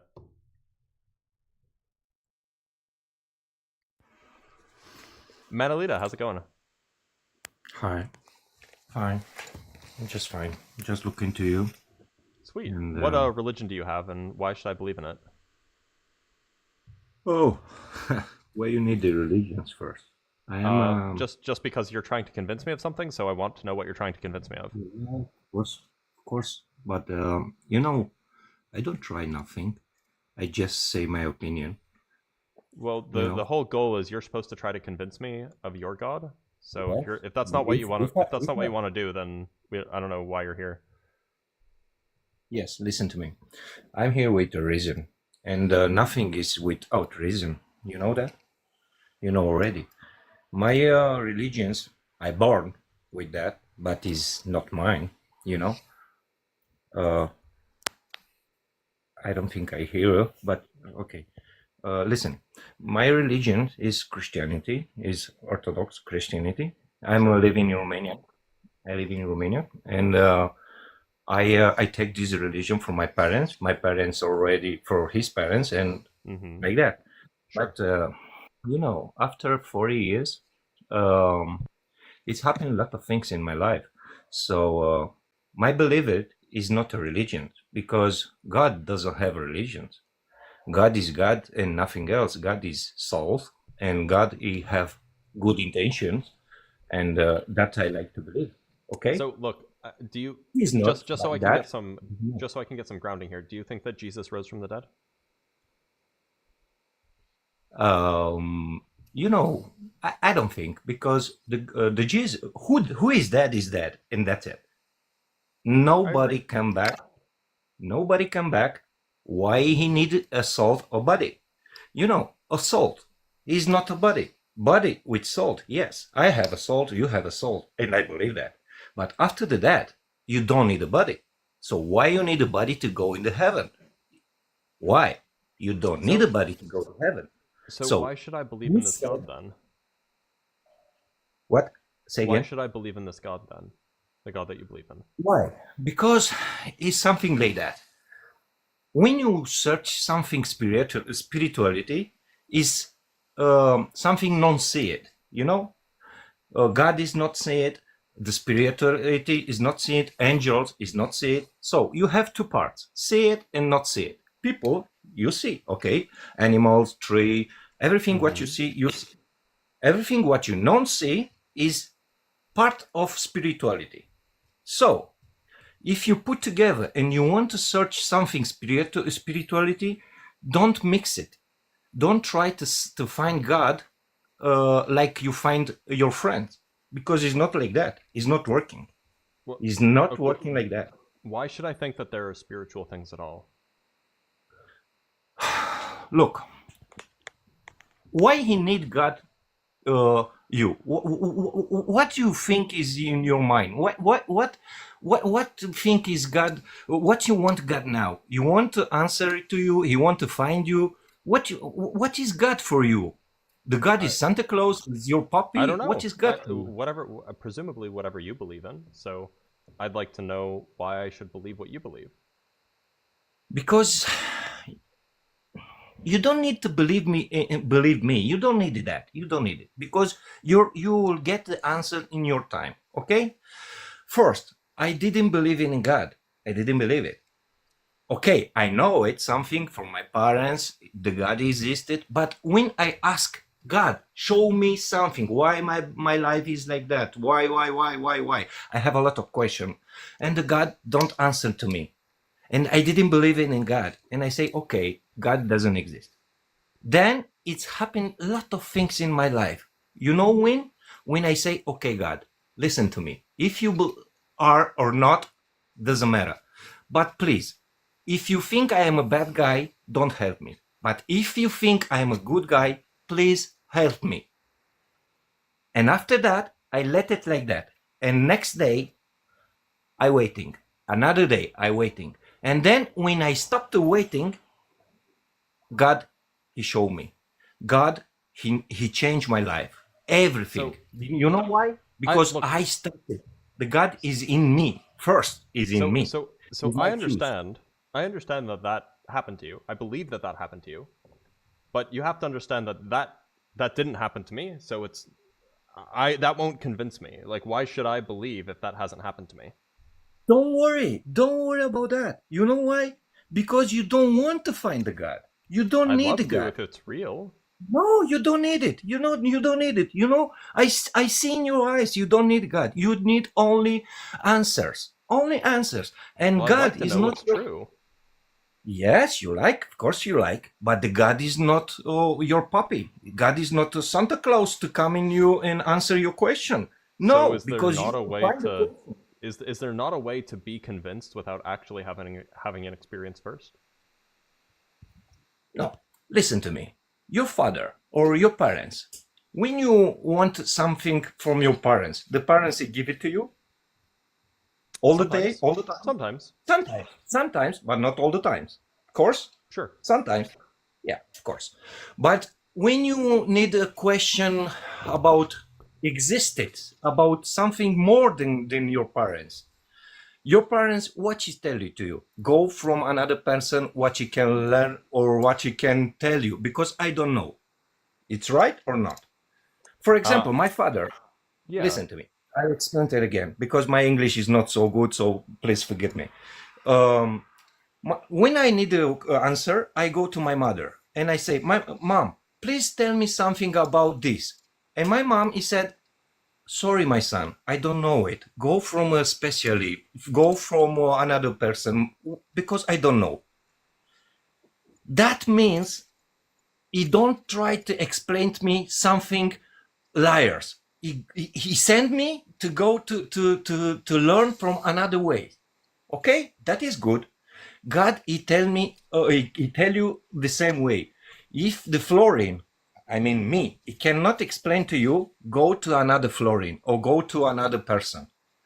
And now you will search every day you will search. And one day you'll find your answer, but you'll never find the true answer. You know why? Because you didn't start with you. You must start with you, not with me, not with God, not with nobody else. If you want an answer of your question, start with you. Start with your wish. What is your wish?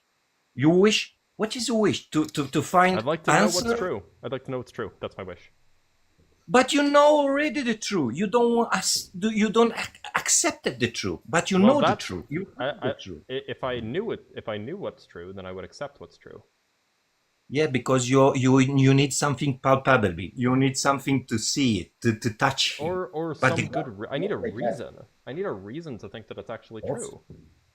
Of course, you need a reason because you are human. You live in the earth. And so that's all I'm asking for.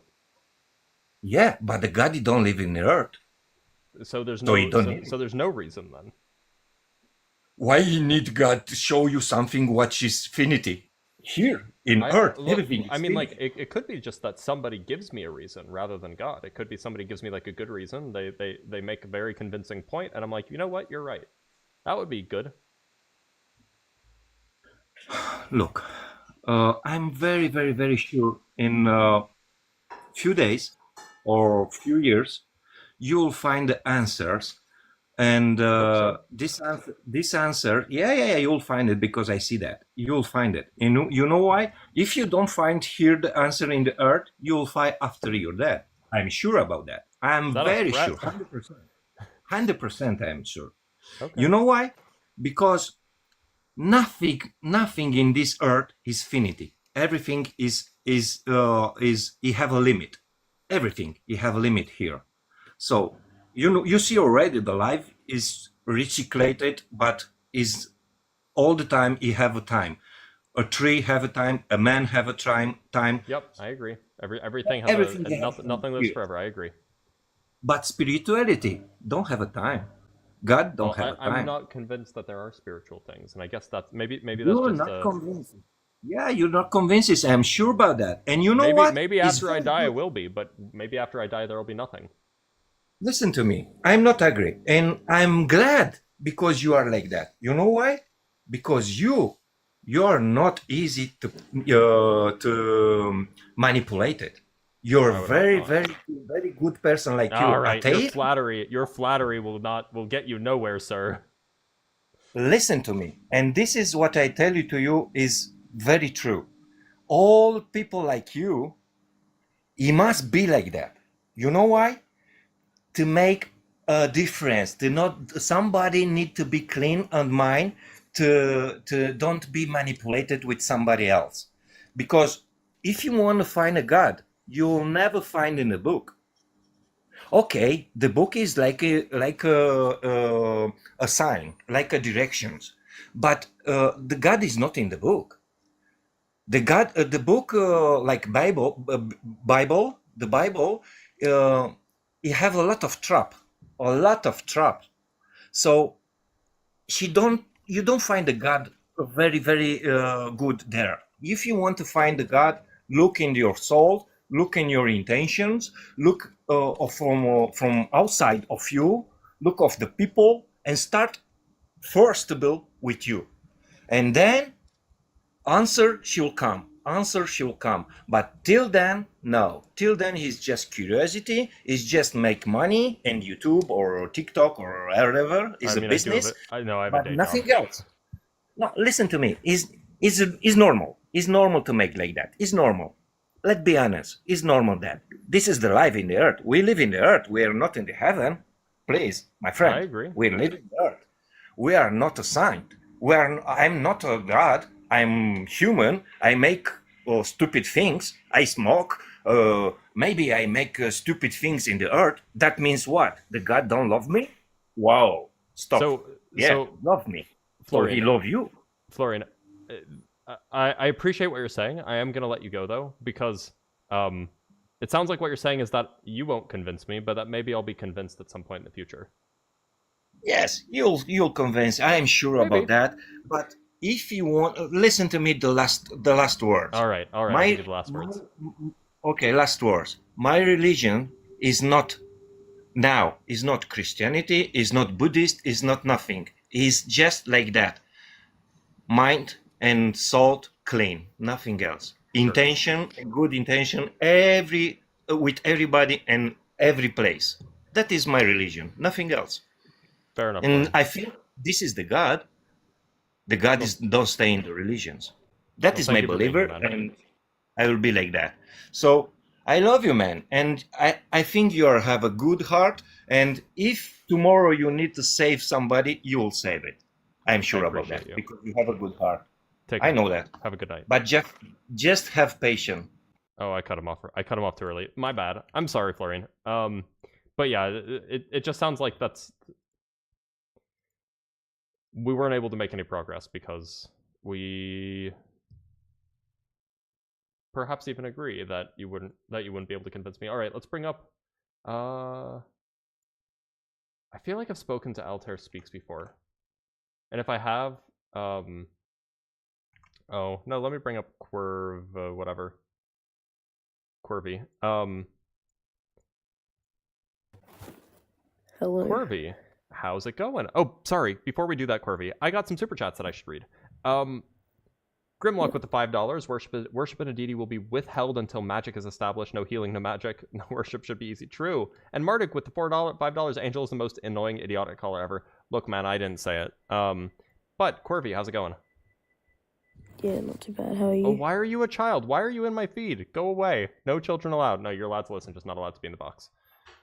All right, let's talk to Altair. Altair, how's it going? Oh yes, that was an example of fetusology, the study of fetuses. By the way, y'all, if we get to 100k likes on TikTok, I'll put my hair down. It's always a win, right? And if you're watching on YouTube, make sure to like the live. Alright, looks like Altair is not coming around.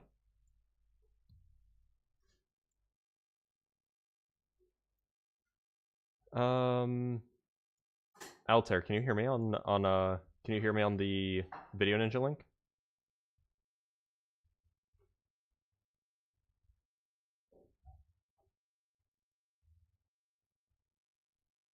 No, I don't think Darth would ever request again. Iuista. Iustita? Iustisha? Is that how you say your name? Hello? Iustisha? Hello. Can you Oh hear me all right? gosh, hi. Hello, I just have to age check you. How old are you? I'm 27. Okay, just checking. You have a youthful voice, so, you know. Great. What religion do you believe in? I don't. I'm a Oh. scientist. Oh. What kind? Molecular biology. That's fun. It's not really, relevant for the conversation at hand, though. Well, I'm an atheist to convince me otherwise, right? Yeah. Should I believe in a god? What god? Wait, do you believe in a god? So, I believe that the universe is intelligently designed. Okay. You have to understand I'm a little confused.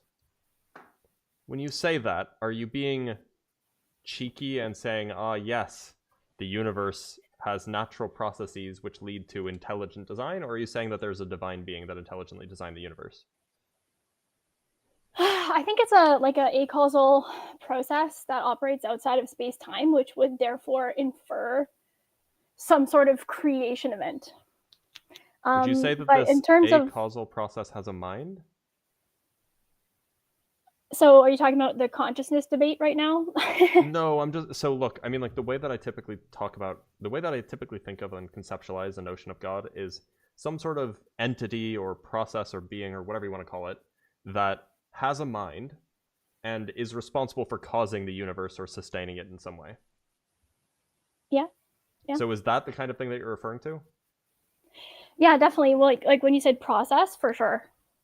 But would you say that it has a mind, like it has thoughts and things like that? What is that? What you're defining consciousness as? No, I'm talking about a mind, not consciousness. Okay, what's the difference in your opinion? Well, in principle, I could be unconscious but still have a mind, right? Like when I'm sleeping, I'm unconscious, but I still have a mind. So like a basal cognition? Something like that. Some ability to reason or some ability to experience qualia, something like that. Then yeah.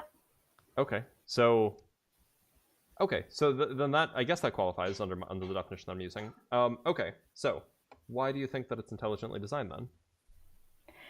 Well, I had chatted. I was like, "Hey, is this screen share function legit?" Because I'm intrigued at using it, but I can't display it on the stream. Oh, okay. Yeah. At least not easily. I don't really know how to do that. Okay, cool. Because I have a PowerPoint, and I was like so excited. I'm sorry. I do understand how excited people can get about PowerPoints, but unfortunately, we can't make it happen. No worries. But yeah, it's definitely non-causal outside space-time. I think it's actually like on the edges, probably static, but then on the inside, like that's where it's all happening. Are you familiar with Michael Evans' work? I'm not, but I have some questions about the language that you're using, if you don't mind. Yeah. When you say acausal, do you mean that it doesn't cause anything, or that nothing causes it?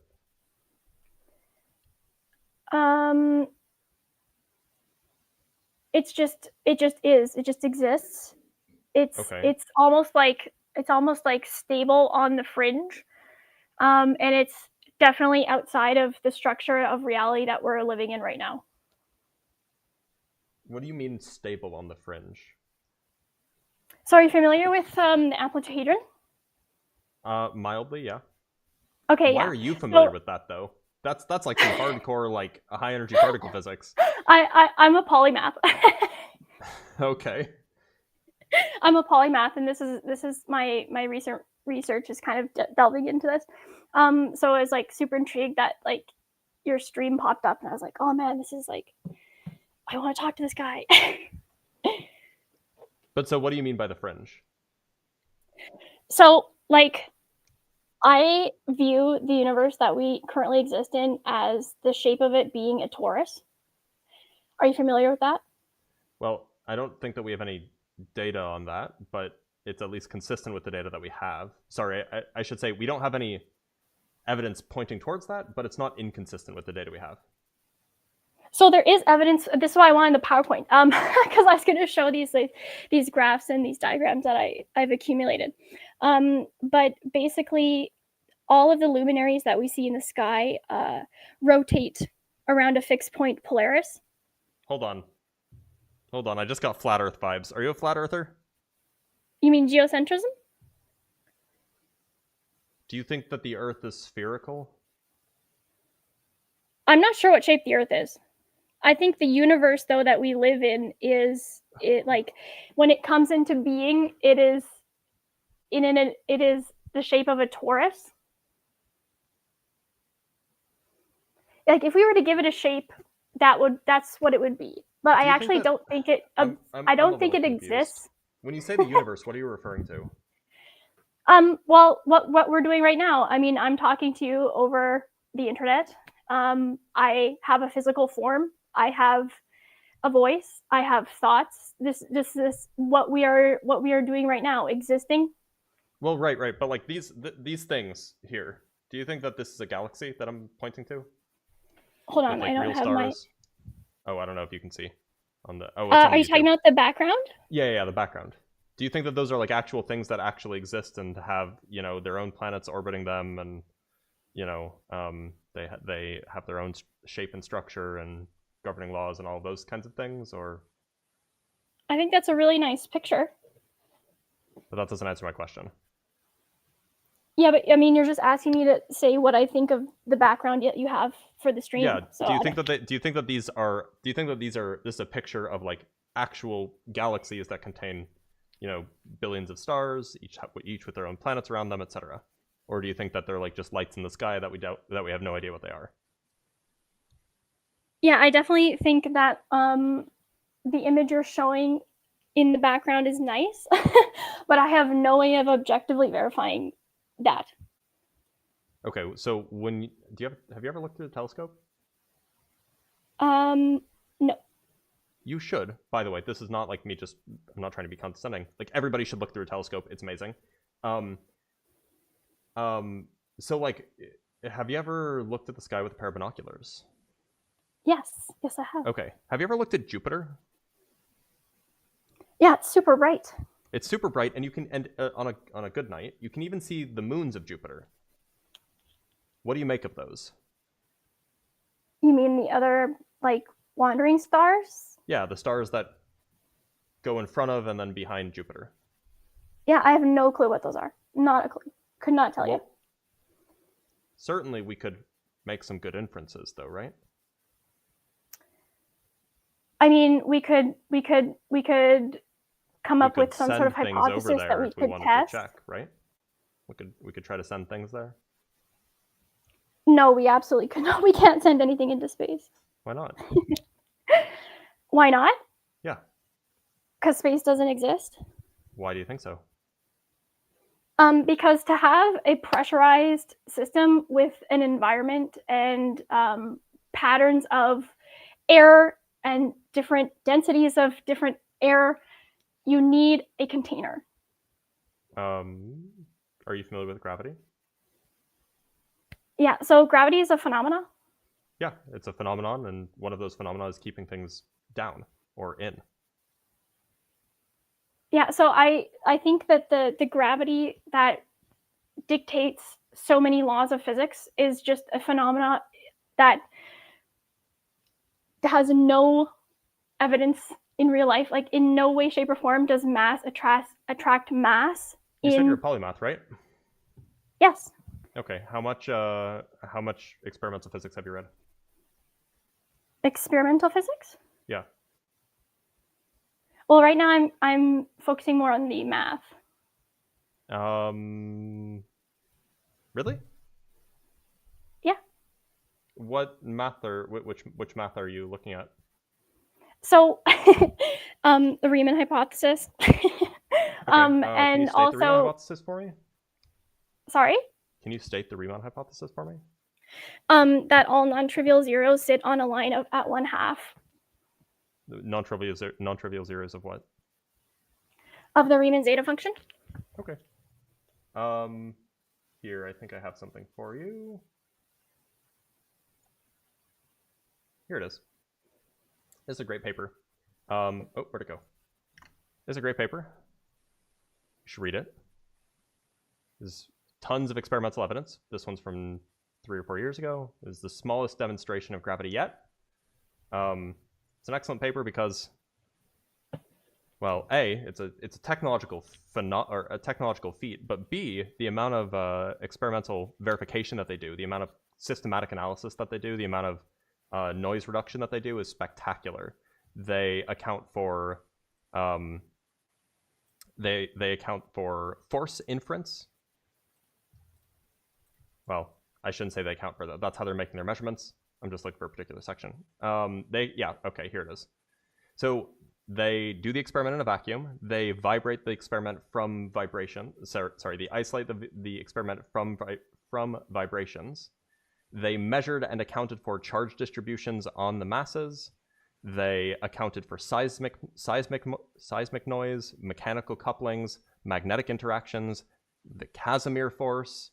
This is an incredible feat of science, and to say that this is not real because it's evidence of gravity, I think is a little bit dismissive for somebody who calls themselves a polymath. Oh, did she leave? Oh, she left. No, No, you're here. I'm sorry. I'm dumb. Yeah. So I'm just listening intently. No, I appreciate that. I'm used to looking on TikTok but your icon's not on TikTok. So I think that before you just go out and say, oh, there's no evidence for it, there's no experimental evidence for it, there is tons, and I just don't think you've looked. So I absolutely believe that there is a phenomena that we are calling gravity that is creating some of our observed experiments, or just the phenomena. I mean, that's what science is. We're constantly checking for these things, but the fact that it's not, the fact that you're saying that is causing the air to stick to the earth, correct? Yep, that is the empirical observation. Yeah. Yeah, that's just not. That matches predictions. Like in every other instance, a gas needs a container to maintain pressure. What do you think a container is? Well, it's a closed system. We live in a closed system. A container is not necessarily a closed system. You can have open containers. What do you think a container is? Like, what makes something a container? Like what do you mean? Because we have, so okay, you can have a container with a hole, you can have an open container. I'm saying it's a closed system. A container maintaining doesn't have to the be air a closed pressure. system. You can have air pressure in non-closed systems. How? For example, if you take a box filled with sulfur hexafluoride, which is a gas, it will be lower pressure at the bottom than it will be at the top, and it'll just kind of hang out in there because it's heavier than air. Okay, but when we're talking about the system of the Earth, because that also requires a container. The container is the gravity. A container is just a force that keeps things contained. And in this case, gravity is that force.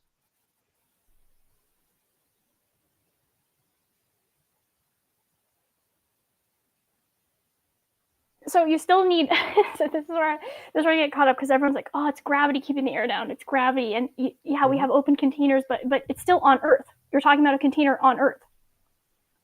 Yes, the Earth's gravity is the container. The Earth's gravity is the container. Yeah, the Earth's gravity is what provides the force that keeps the air from flying away. That's all a force is. That's all a container is. A container is just a spatially arranged force field that keeps things in.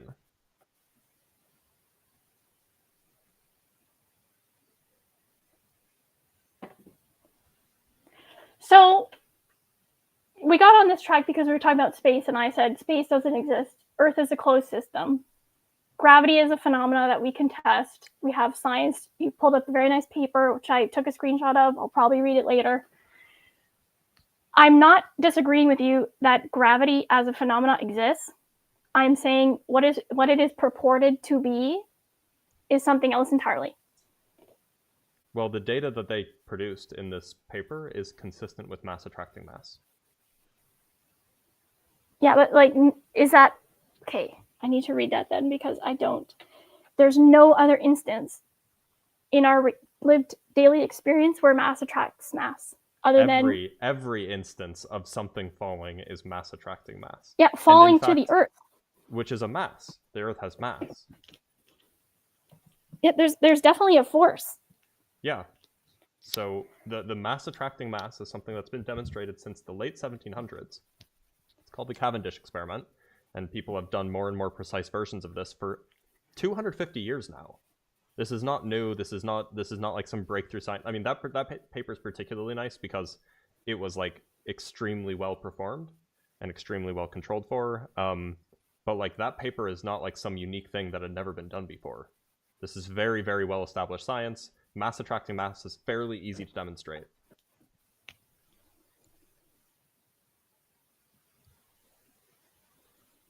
Interestingly, another paper that I read recently that demonstrates that gravity is real is that we actually, this was last year, I think. No, I'm sorry, this was like 2004. Let me pull up the paper. There was a paper that came out a while ago of measuring the gravitational influence on neutrons, which is amazing because they're neutrally charged, so they're not affected by electrostatics at all.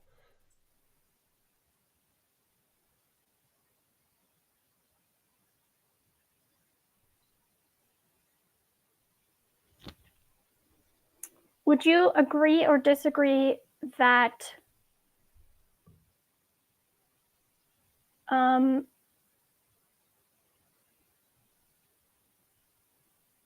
moon is an object in space? It is an object in space. Okay. And you would agree that the evidence for that is overwhelming, and anyone who says otherwise is kooky?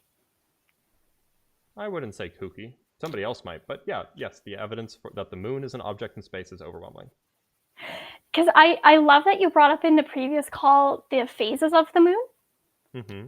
Because that's actually a really great piece of evidence for a geocentric Earth. I mean, if your position is geocentrism where the Earth is a sphere and everything orbits around it, and then, I mean, that's a totally valid reference frame. It might not be inertial, but it's a totally valid reference frame. You can do dynamics in that reference frame. It's just not super useful for everything. If your claim is that the Earth is perhaps not a sphere, but is something else entirely, and space isn't real, that is not a valid claim. Why not? Because space is real, because people have been there.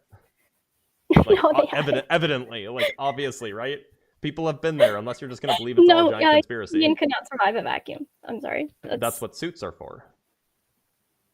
That was a Hollywood program. Do you have evidence for that claim? You were watching TV. We've seen it live. Like, no. In recent years. It was not live. We've seen it, that was a pre-programmed show. You can see it in person. You can go watch the rocket launch at the same time as you're watching the live stream. These are real things that you can go watch. I don't doubt that something's happening, but absolutely nobody has gone to space. But this is just a claim that you're making with no evidence. Oh, there's tons of evidence. That the recent there was a recent launch by SpaceX that sent people in a polar orbit. There's evidence that that's fake. Yeah, you're watching TV. It's not. What's none the of evidence? It's real. What's the evidence that it's fake? What do you mean? Like nobody? You're making a claim here. You're making a claim here. What's the evidence that it's fake? A human being could not survive that vacuum. That they're not exposed to the vacuum. In this case, they were in a rocket. Supposedly, and then they supposedly exited out onto they didn't exit out in this case. It was just an orbital thing. Sorry, what was that? They didn't exit in this case. For this particular mission, it was what was it called? Fram 2 was the mission. It's quite recent.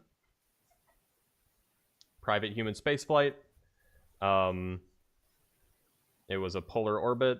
There was a 3-day mission. They did some scientific research in the mission. That's it. They didn't leave, I don't think.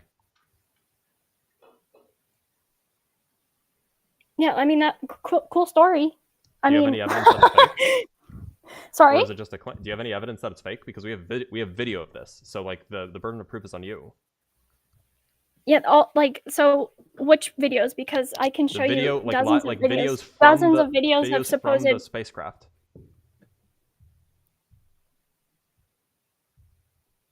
Sorry, I missed that. I couldn't hear you. Videos from the spacecraft. Yeah, I mean, you're watching a Hollywood production. That's all I can say. Do you have evidence for that claim? We could find you some. There's tons. Okay, please do it. I'd like to hear it. Right now? Right now. Yeah. Okay, because so to be clear, I find this very disingenuous because you hadn't even heard of Fram 2 before, and so you're not familiar with any evidence that it's fake. You just believe it's fake because of some preconceived bias that you have. So rather than actually coming at this impartially like a scientist, you have a preconceived bias that it's fake, and so without even examining the evidence, you just assume that it's fake, and you assume that there's proof that it's fake. But of course, there is no proof because you haven't even heard of it before. So I did not hear of this latest mission, but I can guarantee you that the supposed Apollo missions were absolutely not true in any sort of reality. And what was being shown to the world was a pre-programmed television spectacle that a lot of people were involved in. Don't get me wrong. A lot of people had jobs. A lot of people. Dust for the rover, for the lunar rover. How'd they fake Sorry? How'd they fake the dust from the lunar rover? What dust? The dust that the lunar rover kicked up when it was driving around on the moon. How'd they fake that? That you were watching a show. I don't know what else. They had a set. They had a set. How did they fake it? How did they fake it? What did they do on the set to make the dust move the way it did? They either slowed down the footage. I have no idea. Slowing down the footage wouldn't save it, unfortunately. See, the trick is that in order to make it work, it actually has to have been filmed in a vacuum, because we can track the motion of the dust, and there's no drag coefficient. The drag coefficient is 0, which means that there's no air. Wherever they were filming it, there was no air present. Okay. I mean. So where'd they film it? Where's this enormous soundstage that also is able to be made into like the world's largest vacuum chamber? So it wasn't a vacuum chamber. I can it tell you was that. Because there was no air. You can prove this. You can prove this from the video itself. You can prove that there were spotlights in their helmets. That has nothing to do with the claim I'm making about the dust.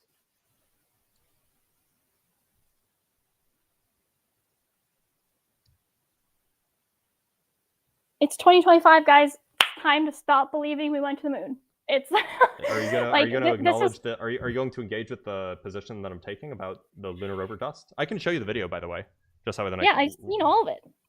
You've seen the lunar rover Grand Prix? Lunar Grand Prix video? Are you talking about the thing that they constructed on a like a Jeep chassis?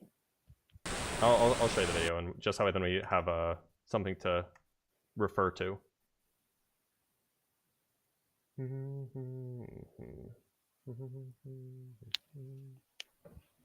Oh, that's the wrong thing. Wait. Oh, hold on. It should be this one. Nope, not that. Should it be this one?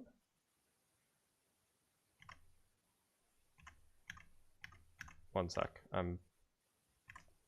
Where? Why isn't this working? I hate this program so much sometimes. One sec.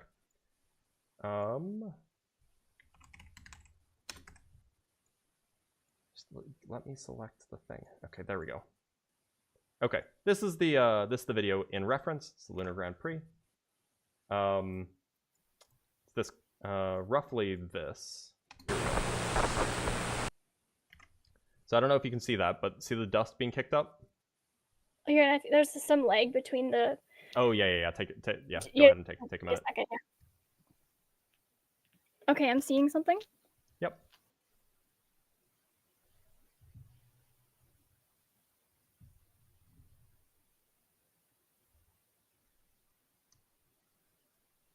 You see the dust, yeah? Yeah, I've watched all of this footage. Okay, yeah. So that dust that's being kicked up has been analyzed, like mathematically analyzed, frame by frame, and you can actually determine the trajectory that the dust is taking. Fairly straightforward physics. You could probably follow it pretty easily. And what you find is that the trajectory that it takes can only happen if there's no atmosphere, if there's no air.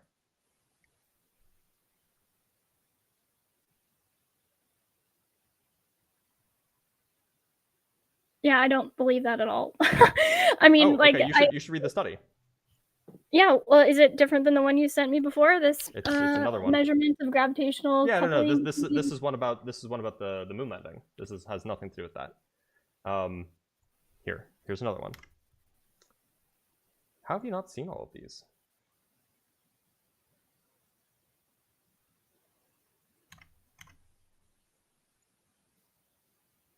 Here we go. Here's a study that you should read to become better informed on this topic. Ballistic motion of dust particles in the lunar roving vehicle dust trails. The video or the study's freely available, of course. Yeah, again, sorry, there's a lag. It's fine. It's fine. I'll open up the thing and then you'll be able to see it. Here we go. University of Colorado Boulder. Mm-hmm. American Journal of Physics, 2012. Where'd they get their funding? Well, one of the person works at Boulder, so presumably they got their funding from Boulder. The other one works in also Boulder, actually. So here's the study called Ballistic Motion of Dust Particles in the Lunar Roving Vehicle Dust Trails. And so they just analyzed the dust footage frame by frame. And it turns out that the data precisely matches what it would be if there was no atmosphere. If there was no atmospheric drag on the dust would not slow down in the horizontal direction.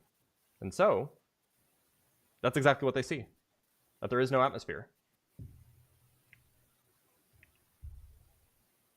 I mean, thank you for bringing this up, but like, I'm sure as a scientist, you know that some of these studies can be completely fraudulent, and it's only years later. I've read this study, and they made their data open source. I've read the study personally. I've reviewed the math myself. It's not. It's only 6 pages long. If you're a polymath and if you understand the mathematics of the amplitude-hedron, you should be able to get through this in 15 minutes. Okay, cool. And by the way, there's an open source version of this calculation by Justin Frevert, who does the exact same thing. You can go look at the calculation yourself as well. Yeah, I'll definitely check it out. I mean, how have you not seen this before? What do you mean, how? How have you not seen this evidence before? Well, I have my hands in a lot of cookie jars, as you can tell. So my current stuff is way beyond any of this because I've already dismissed this as not relevant to where science is headed.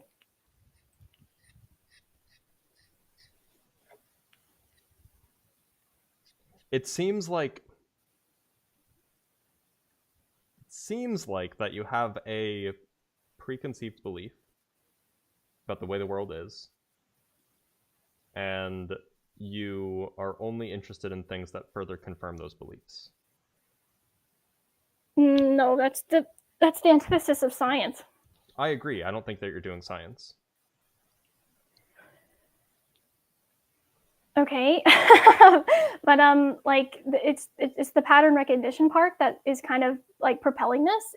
It's taking in all the information and kind of sorting it, and then realizing that there are definitely claims that are completely false, and we have to move past them in order to expand into new ideas and new ways of thinking. And one of these ways That's great, is what, as long as it's data driven. But it doesn't sound like that you're using data to make the claims that you're making. So that's why I wanted the PowerPoint up, because there's a really wonderful book detailing the canon of eclipses. It's by Oppolzer, Theodor Ritter von, first published 1962. And it basically shows, using polar coordinates, all of the paths of both total and partial eclipses and the patterns that they make on the surface of the Earth?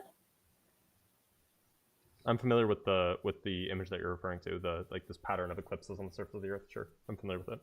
Yeah. And so what's fascinating is when you overlay them, it basically creates like a spirograph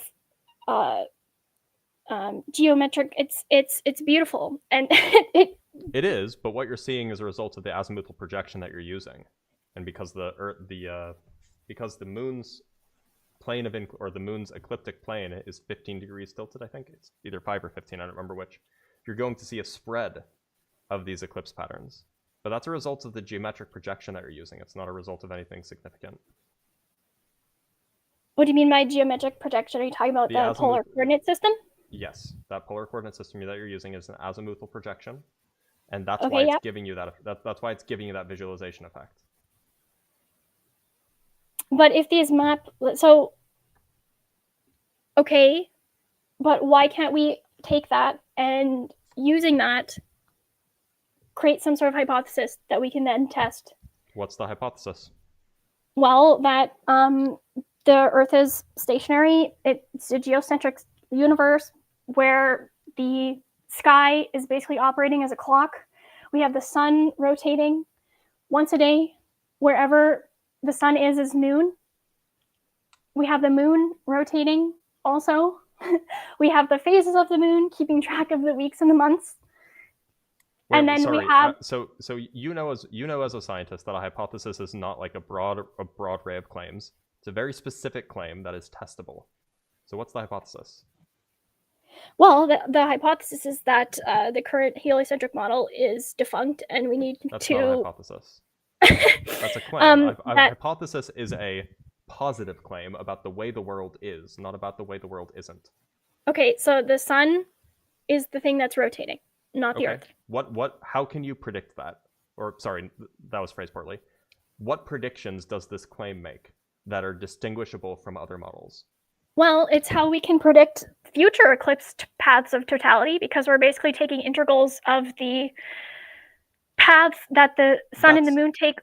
That's great, but the problem is that the accuracy of any prediction of a solar eclipse that you make is not exclusive to the model that you're proposing. So in order to verify or provide evidence for a hypothesis, you need to make a prediction that is claimed to be false under some competing paradigm or under the null hypothesis. If the alternative hypothesis if the hypothesis that you're not testing makes the same prediction, then you're not testing a hypothesis at all. So you need a novel prediction, not a prediction that also this standard scientific consensus predicts.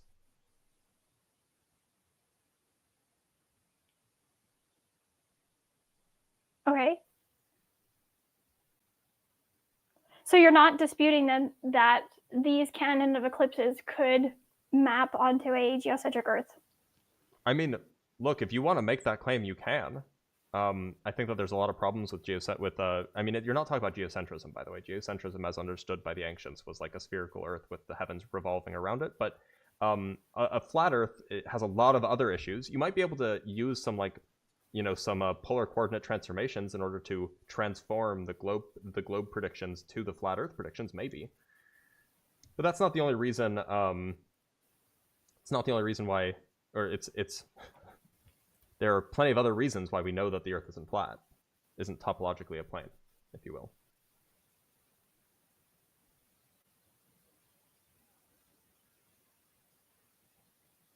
Yeah, I know. There's hordes of evidence that we live on a sphere. That you sound incredulous. Yeah, I mean, it's like as someone who's been researching this for ages now, like I can guarantee you that we don't live on a sphere. So, given the data that we have you ever been south of the equator? Yes.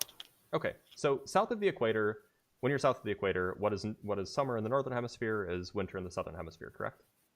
Yeah. Or you might call it a hemisplane or something like that. So there, in fact, There are a lot. In fact, many. In fact, basically every terrestrial phenomenon or atmospheric phenomenon is symmetric between the north and the south. Namely, seasons last the same amount of time. The shadows are exactly duplicated when you transpose by 6 months. The amount of time it takes to fly the same amount of degrees east-west is the same time north or south. The existence of polar night and polar summer exists both in north and south. There is an exact symmetry between the north and the south. So it seems like the simplest conclusion that you could draw from this exact symmetry would be that in fact there is no distinguishing feature between the north and the south beyond just simple orientation. On the other hand, under your worldview, it seems like you have to impose that there is a dramatic asymmetry between the two, and it's just a coincidence that all of these things are remarkably symmetric and identical to one another. Seems kind of strange, doesn't it? So you pointed out a lot of stuff there. I haven't written it down, but I'll try to address some of them. We do see symmetries, that's for sure, because it is, in my view, a symmetrical system, but not in the way that it's a sphere. Also, the flight paths are not the same in the northern hemisphere as they are in the southern hemisphere. That's false. They take the the same amount stars. of time. Sorry? They take the same amount of time. No, that's not true. We can go look up flights from, say, Sydney to Santiago right now, and it takes like 14 hours. Yeah. So the flight paths. So that's a whole nother. But I'm just trying to address all you made a lot of claims. Go ahead. And then the stars, however, that is something that is different. Polaris is in the northern hemisphere, and all stars circle around it. But when you get south, you can't see Polaris. You've gone so far south, and a lot of people are like, "Oh, well, that's because we're clearly on a sphere, and there's different stars." Okay. How then have we not had any parallax of the stars? If we are a sphere rotating once a day, and we are also orbiting stars. Sorry? We do have stellar parallax. That's how distances to stars are measured. No, there's no parallax. There absolutely is. Between June and December, you can measure parallax of stars. This is how distances are determined to distant stars. No, I don't know what you're talking about. If you take a time lapse of Polaris, all the stars circle them. That's not parallax. Yeah, exactly. That's what I'm saying. There's no parallax. We have anything to do with parallax. We have no evidence of parallax. Yeah, we do. If you look at where Polaris is in, well, you wouldn't do this with Polaris. If you look at where Alpha Centauri is in June, and if you look at where it is in December, it will be in slightly different places. That's not parallax. Parallax is when you have two. Parallax is. You have two different observation points, and you see things in two slightly different places. Okay, parallax. When I'm saying parallax, I'm meaning one star goes behind another star. That's not what parallax is. Okay, what's that then? Occlusion, maybe? Why would we expect occlusion? Well, if we live in an infinitely expanding universe and we are rotating once a day, and we're also orbiting the sun at different, supposedly, correct me if I'm wrong, but I mean we go in an ellipse. Yeah. So does that not mean that we have acceleration and deceleration throughout the year? No, not under the relativistic paradigm. It's free fall, so there's no acceleration that's observed. Okay, so we have vast expanses of stars to look at, and yet we don't see two stars cross each other's paths unless they are a planet. Why would we see? I mean, we see stuff behind other stuff, but stars are very, very small and space is very, very big. So we often see galaxies behind other galaxies. That's pretty common. Yeah, I don't like, when I say parallax, I meant one star that's closer to us, and then a distant star kind of moving behind the closer, because we're traveling obviously at infinite speeds. Well, we're not moving at infinite speeds. Incomprehensibly fast speeds. Incomprehensibly slow on the scale of the distances in the universe. Yes, it's just nonsense. It's quackery, really. Saying it's nonsense and quackery doesn't actually deal with the argument, right? That's a coping mechanism when you don't understand why it works. But there's another explanation. It's just that we're not moving. That explanation can't account for things like the Compton generator effect, or the Foucault pendulum, or the Sagnac effect, or the observations of stars actually changing their positions, which we do observe.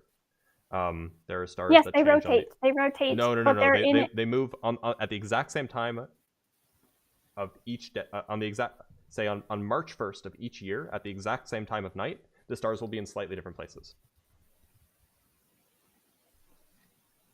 They move Sorry, can you year repeat over that? year. Sorry, Stars can you repeat move that? year over year. You're saying that the position of the stars today, Changes. if we go a year either in the past or in the future, they will be in a different position. Yes, this is That's easily not measured. true. It absolutely is. Look up something called proper motion of any star that you like. You will see how much it changes per year, how much the position changes per year. This is well known. It's been studied for hundreds of years. The proper motion is it's an astronomical fact. You can just go look it up. You can look it up for any star that you want. Okay, then how do you explain analemas, like the path that the sun and the moon take in the sky? I don't know about lunar analemas. Solar analemma is due to both the change in position or change in distance to the Earth, and then the change in the orientation. It has to do with something called the equation of time, and it's kind of complicated to explain. But if you don't think that there's an explanation for that, I challenge you, go look up the explanation for it under the globe model, and you'll find one. You mean for analemas? Yeah.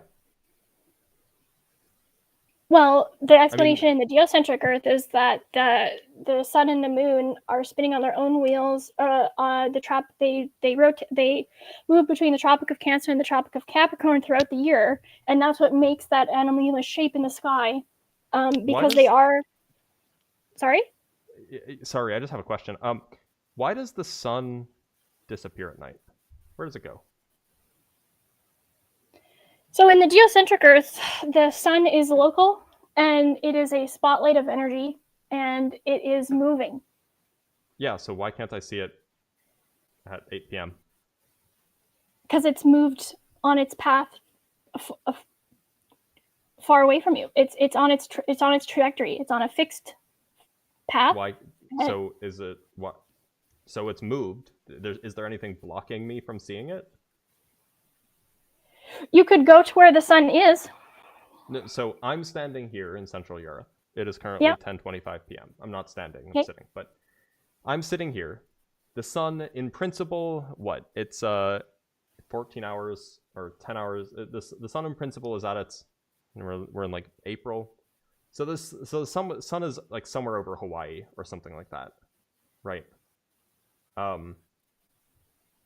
Maybe a little bit further east than Hawaii. Why can't I see it now?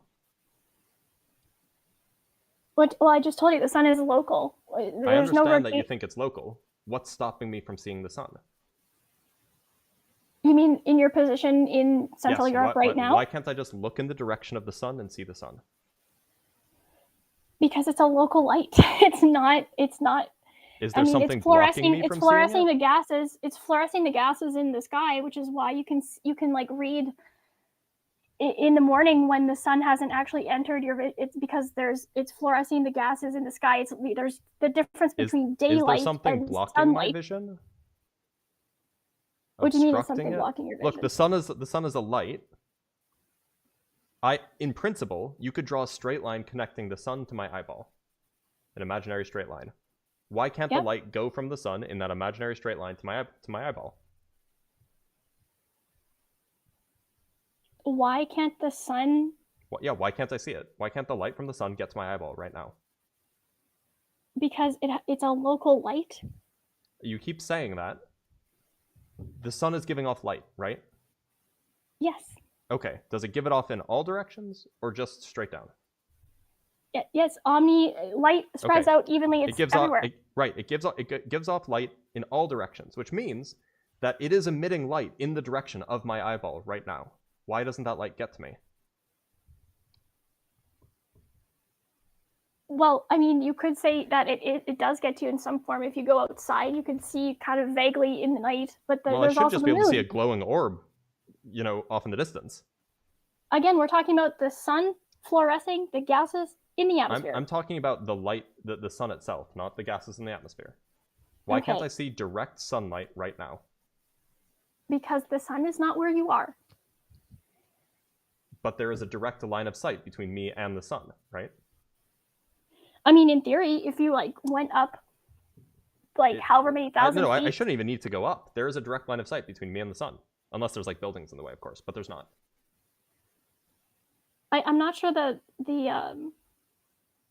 what you're trying to get me to say, because I agree with you. Well, you don't have an answer to this question. No What flat earther has an the answer to this what are you asking?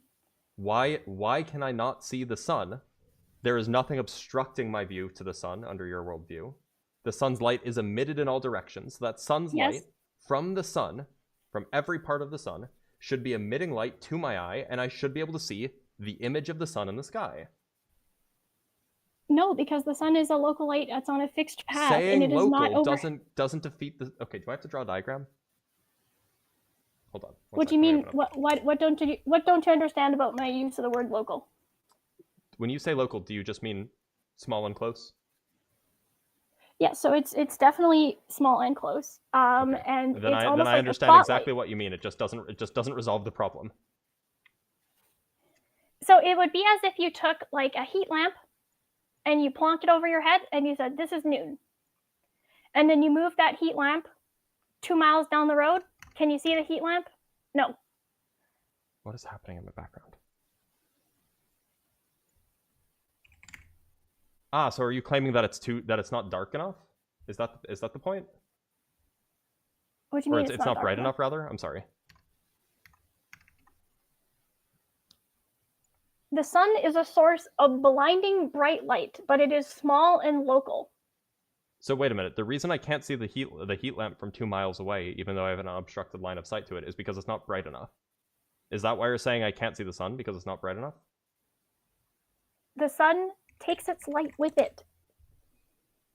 It emits light in all directions, right? Yes. Okay, so why can't I see the light that it's emitting in my direction? Okay, I don't understand the question, because I'm telling you that it's almost as if you were to take a light bulb, an actual light bulb. Think of an actual small light, and you plonk it over top your head, and you say, "This is noon." Yep, I follow. I know. I'm aware.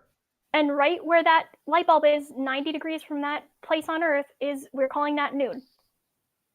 Yep, I'm aware. And then it moves across the sky, and it takes its local light with it. It's still fluorescing the gases in the atmosphere. It's just moving along. We call this sunset. Beautiful. All sorts of colors because of all the different gases and all the different layers. Fantastic. I'm drawing you a diagram, by the way. I don't know if you can see it. Oh, let me pull it. Hold on, there's a leg again. Yep.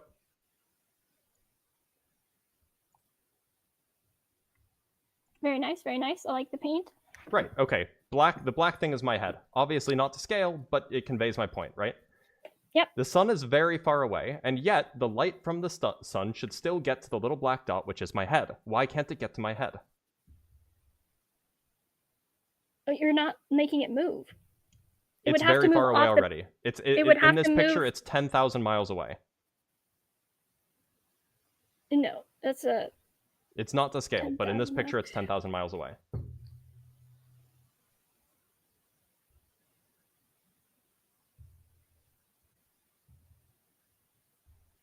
Okay, again, I'm not sure. Why doesn't the light get to the little black ball? I mean, the light's fluorescing the atmosphere. Okay, what about this direct line of sight? This one that has direct line of sight from the sun. Why can't I see the disk of the sun?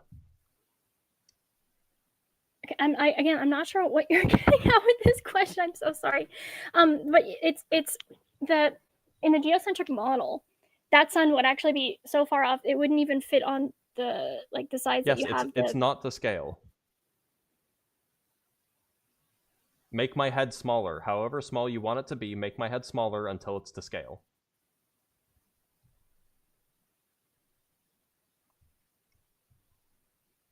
Like this is a question that you should definitely be worried that you cannot answer it. Why, even though there's nothing blocking the sun from me being able to see it, why somehow that light doesn't get to my eyeballs?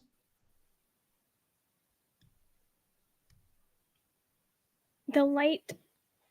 Okay, again, I'm not sure what you're getting at here because you're showing me a diagram. Okay. Let me real-time drawing.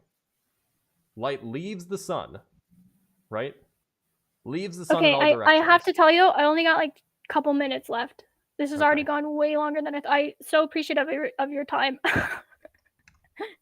Light leaves the sun. It travels thousands of miles because it's very, very bright. What's stopping it from getting all the way to my eyeball?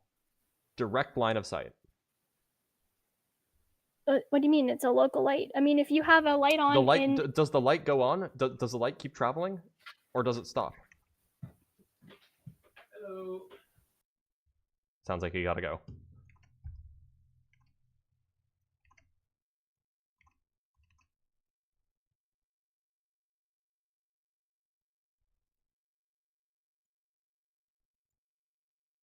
Oh, I think she left.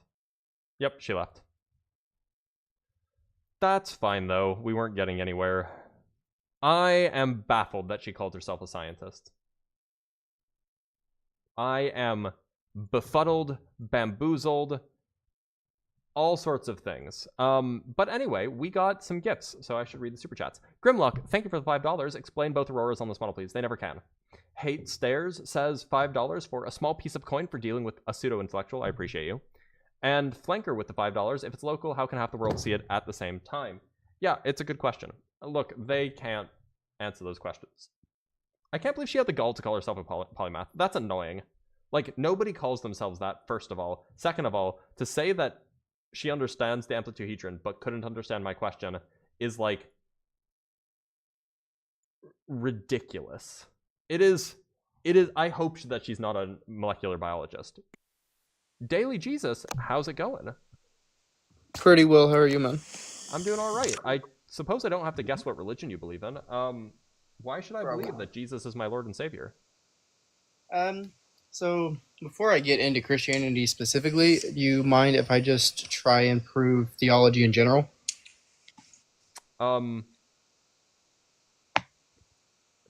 I guess, but I assume that there's going to be certain aspects of theology that you're trying to prove. So, just like whatever theology you're going to try to prove, it better be consistent with the Christian God. Yeah, which I will try my best. I'm more agnostic than Christian at the moment. With a name like Daily Jesus, it creates cash flow. That's all I'll get on about the TikTok page. Oh my god. Okay. Yeah, so I get it. I'm picking up what you're putting down. Just trying to be as real as possible here. I want to start off with the theory of evolution. Sure. So which the one that I'm most versed in is like the RNA world theory, which is basically life started with RNA-based life rather than DNA-based. Right? Are you aware of that theory? Yeah, I'm familiar with it. Okay. So my issue with that starting out, just to try and debunk evolution entirely, is by the way, abiogenesis has nothing to do with evolution. So if you're going, you might debunk the RNA world hypothesis, but that will have nothing to do with evolution. So just giving you a warning. Well, it debunks the first part of it as like all of us coming from the common ancestor, because life has to start somewhere. Well, but the origin of life is separate from the evolution of life. These are kind of separate things. So. Okay. Then I don't want to read. Basically, in all of our testing and like we haven't got RNA to be able to be self-replicating fully. There always has to be either two separate strands of the same RNA to fold in on themselves, and they only can create like partial copies. Okay. Say that's true. So that would mean one, life wouldn't be able to reproduce if it was strictly RNA based. Well, that doesn't follow. Yeah, because for RNA based life, they would have to be all they would have is RNA, right? Mm-hmm. And it would be fully self-replicating, the same way that our DNA is with protein now. Yeah. RNA can only self-replicate up to like, I think the highest we got lab testing percentage-wise is like 70 or 80%. Okay, but it doesn't follow that just because we haven't done it in a lab means that it's not possible to happen in nature. Those two things don't follow. I mean, yeah, there are gaps, but everything that has been, like anything that exists now, all of the enzymes we've tried and testing it, like there's nothing there that causes us to put like any faith into that theory. Would you put money on that? Yeah, I would pretty confidently say I would. Okay, how confidently? What percentage? I'd give it like a 90%. Okay, so you would bet me, say, 10 grand to 1 grand that in the next 50 years we won't reproduce life in a laboratory? Sure, don't like hold it on paper or anything because I don't got 10 grand to give you. But like in theory, yeah, for sure. I mean, the only reason I ask is because you're very, very confident for someone who, I assume you're not a molecular biologist, right? I'm not. I have an engineering degree, but that's as far as I get. So you're not a molecular biologist. You're not like an organic chemist. And you're certain that in the future, or at least you're 90% certain that in the future, this 70-80% won't bump up to 90, 95, 97, 99, and then eventually to full replicability, right? It just sounds like you're saying, well, we haven't done it yet, so it's not possible. Excuse me. No, everything that we have like put into testing, just as a generalized, everything that has been tested has to have secondary objects to even cause self-replication to start with. Like with DNA, it's proteins, and then with RNA, it's a specific enzyme. I have a list of them, but there's too many. There's a specific enzyme that causes RNA to even cause itself to self-replicate, so both of them have to be existent at the same time. Sure. But this enzyme needs, for it to exist, needs to be RNA anyway. So it's like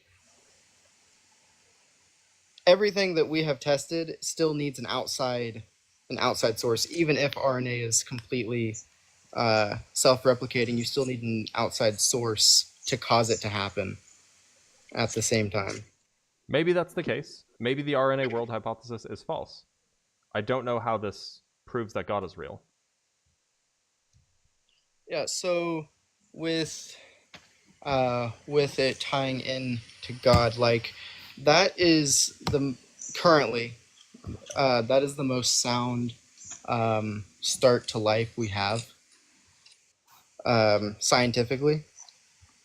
And then just with how DNA is and RNA kind of seeming like a code, if you will, it seems like there has to be some form of higher power to have created that and basically put those lines of code, if you will, into existence. How does that follow?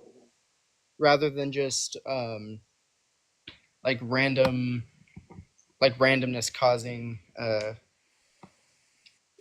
outcomes, because how does it follow that supposing just for a minute, which I'm not an expert, but I'm willing to grant it for a minute, that the RNA world hypothesis is false, how does it therefore follow that there must be a coder to implement DNA? Well, with the only other way that I can see, me personally, right? I'm not a biologist, but it would just have to be, for life to start, it would just have to be a bunch of like either random like DNA spots showing up and then protein showing up in existence for them to combine. And there's been studies that have attempted that, but every single thing, like the results is it would take trillions of years through that randomization. Or trillions of planets, right? Yeah, I guess you could say that. If they all had the same, like same. Even if there's only one Earth-like planet in each galaxy, which is way underestimating it, there are trillions of galaxies in the observable universe alone. Right. So, even if it did take trillions of years on any given planet, it would happen eventually on one planet, at least, in the observable universe. But the how old would you say the universe is? Everyone that I have talked to have said it's been billions of years.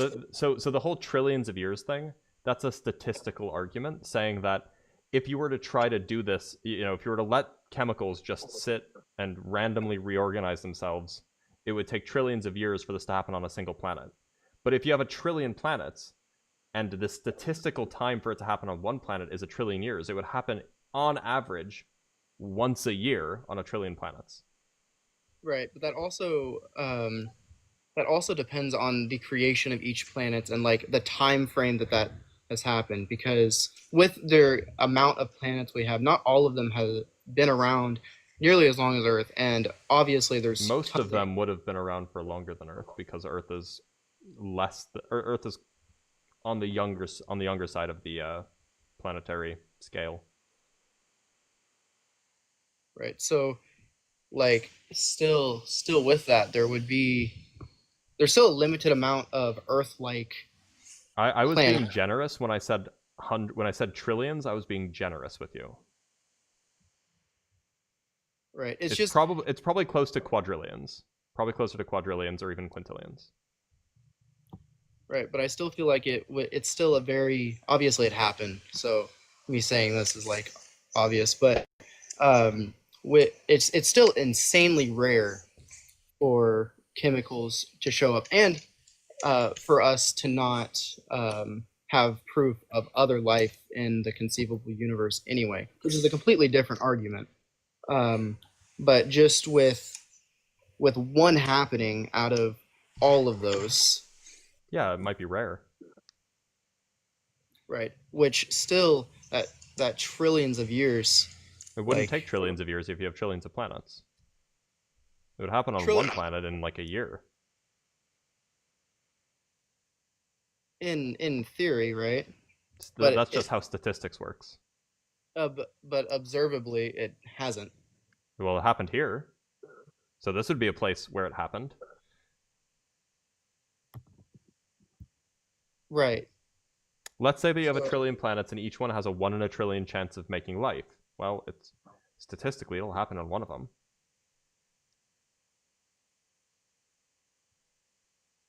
Yeah, but aren't there?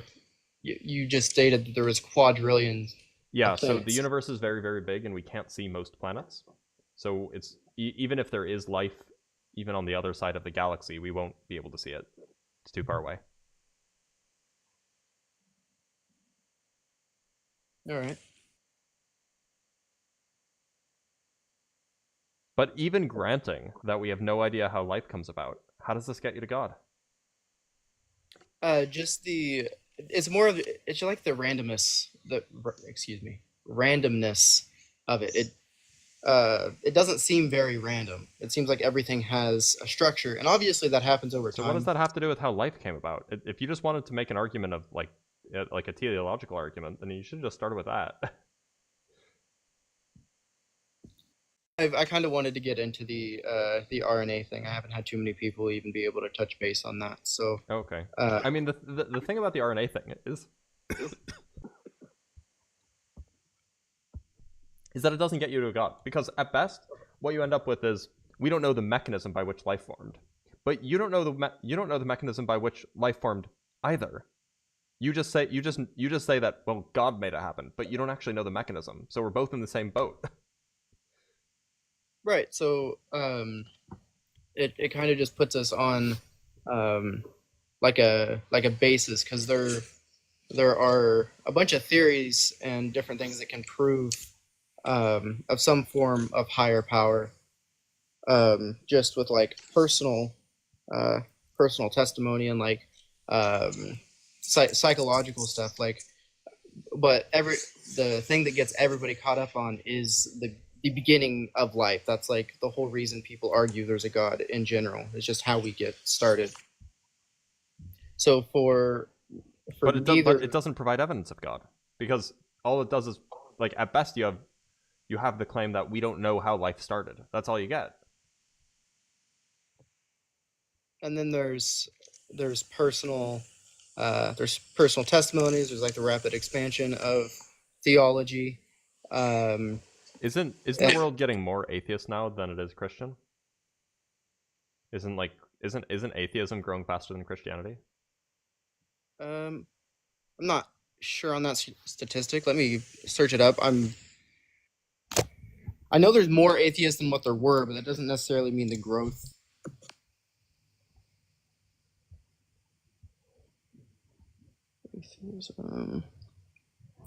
Notable rise.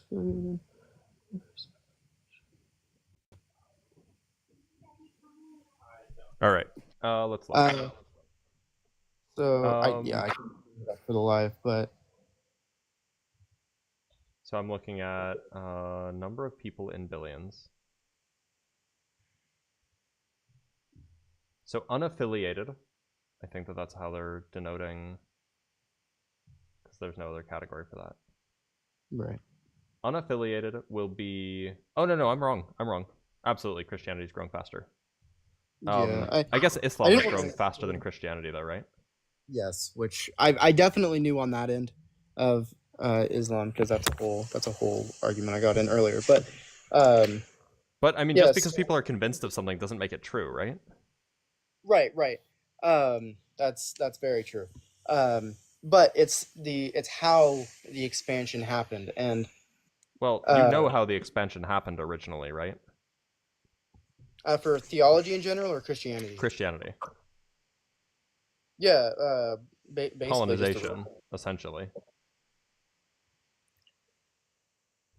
Yeah, I mean, like with the Roman Empire and like the Roman Empire and the British Empire and the Spanish Empire and the Dutch Empire and colonization. Yeah, but wouldn't you think, like, if you were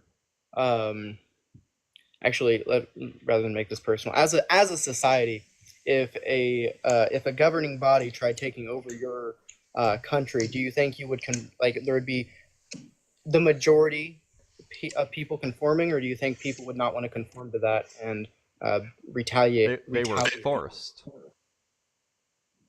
You know that, like, in the United States or in North America, there were essentially re-education schools. They would steal children from parents and force them into schools where they were like taught only Christianity.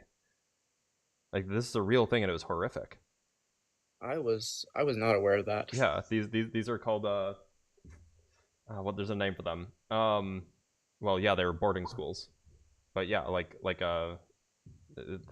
in fact, the last one, residential school. Thank you. I think the last one in Canada closed like 50 years ago. Yeah, but what's the statistic? Like, obviously they exist, but what's the average? Like, how many people per the population was a part of those? Like a large chunk. Like, kids were literally stolen and then indoctrinated into Christianity. Like the fact that happened at all, and we can go look into the data if you want, but like this was a part of a program to Christianize the savages, in big air quotes. Are we talking like when the Pilgrims came over and like all the way up until the 1990s? The whole time. I'm looking for statistics. Look up residential schools.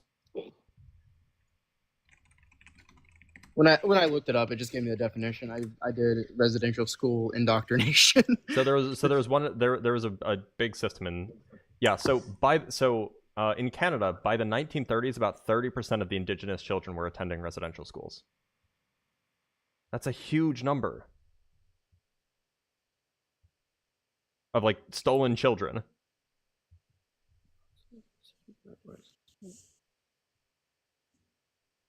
Which is a huge amount, but were they all like Christian schools, or were that was the whole thing? It was to westernize, and like the Canadian Indian residential school system was funded by the Canadian government's Department of Indian Affairs and administered by various Christian churches. They were intentionally designed, I'm just reading the introduction to the Wikipedia page. They were created to isolate Indigenous children from the influence of their own culture and religion in order to assimilate them into dominant Euro-Canadian culture. Like, this was an intentional effort to try to remove the culture of the people who existed before the Christians came. Yeah, I'm on the same thing, which is terrible that they did that. But can we say that was all, like, the entire spread of Christianity? there was that. And then there was just killing the indigenous, and then there were inquisitions and crusades and all sorts of, like, Christianity, at least in the West, in the Western Hemisphere, in the Americas, was spread through force. Obviously, it was spread through force. Right, which I also feel like just us in the West love to force people to do things in general. I think that's just a very Western thing, though. I don't think that's a religious or a right. Or my point is, I'm not saying that like Christianity is inherently colonial, because I don't think that that's true. What I am saying is that the reason Christianity is so big is because of colonization. Which, I mean, yes, but does that still affect the original spread of it? Like, it didn't spread very much up until the Romans adopted it. Once the Romans adopted it, then it spread very quickly. Well, Christianity started in the Roman Empire. Well, no, so it was a fringe like offshoot of Judaism for like the first 300 years, and in that time, like, it had like a few million followers, but it really didn't develop and spread rapidly until Constantine adopted it in the 300s. Well, there was still, like, it went from having like a few people to millions of people very, very quickly. Obviously, after over the course of 300 years, it had a few million followers. Which would you consider that a pretty rapid expansion for a religion? I mean, yeah, it was pretty popular, but like, it would have likely stayed. It wouldn't have spread the way that it did. Right, but why do you think those 3 million people started believing that specifically? Like, it's a compelling story, and Jews were being oppressed, so like Jews probably didn't want to be Jewish. Romans liked Christians a lot more than Jews did, or Romans liked Christians more than Jews, and it was more accepting of new people. So perhaps not so surprising that new people would want to join this new religion that promises them eternal salvation.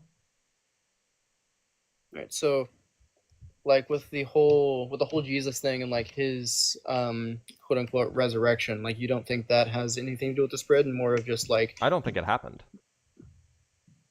Right.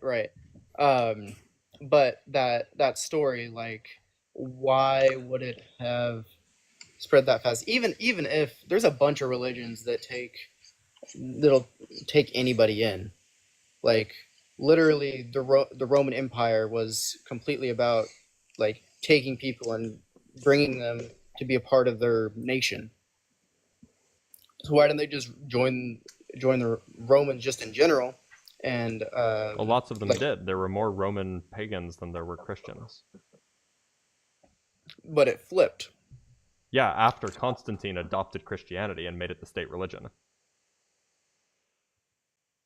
It just seems very weird to me. Christianity was a minority religion up until Constantine adopted it, and then it became the official state religion because Constantine made it that way. But that was kind of after after the Roman Empire like collapsed anyway. No, Constantine was before the Roman Empire collapsed. Constantine was a Roman emperor.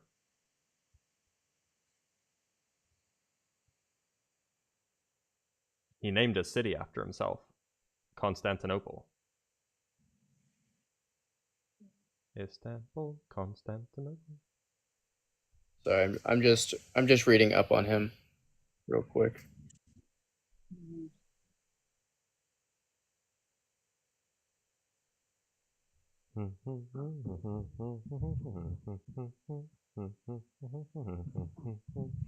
Okay, so basically him converting to Christianity,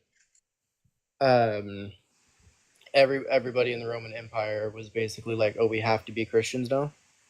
Well, it made it no longer dangerous to be Christian because, Christians were still persecuted to some extent. And it made it very popular to be Christian because, if you believe the same thing the emperor did, well, you might have some extra favor with the empire. Fair enough. But like with there being so much prosecution of Christianity anyway, before this time, why would he have converted with prosecution being a... So look, the story is that he had a vision in a battle and he had heard about these Christians and was like, well, maybe the Christian God will save me, and then he won the battle. I think that probably what happened is that he saw a growing movement and he was personally convicted by the story. It would be my guess.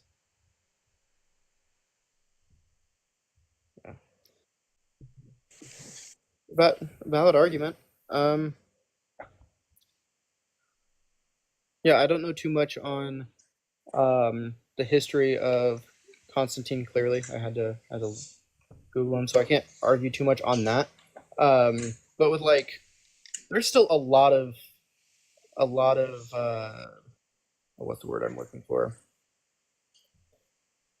Still during that time, Christianity, I still am on the hill of, it still spread very, very quickly for it just not having, it just being a... So maybe that shouldn't be so surprising. It was the first evangelical religion, so...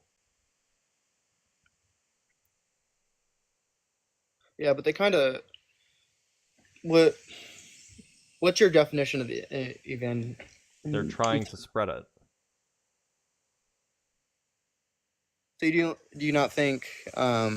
No other religion before Christianity was evangelical. What about the Islamic religions? That was after Christianity.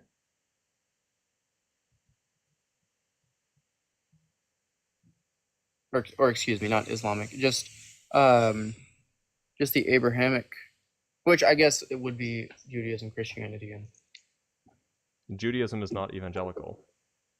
No, I was gonna say Abrahamic religions, but that's a whole different thing. I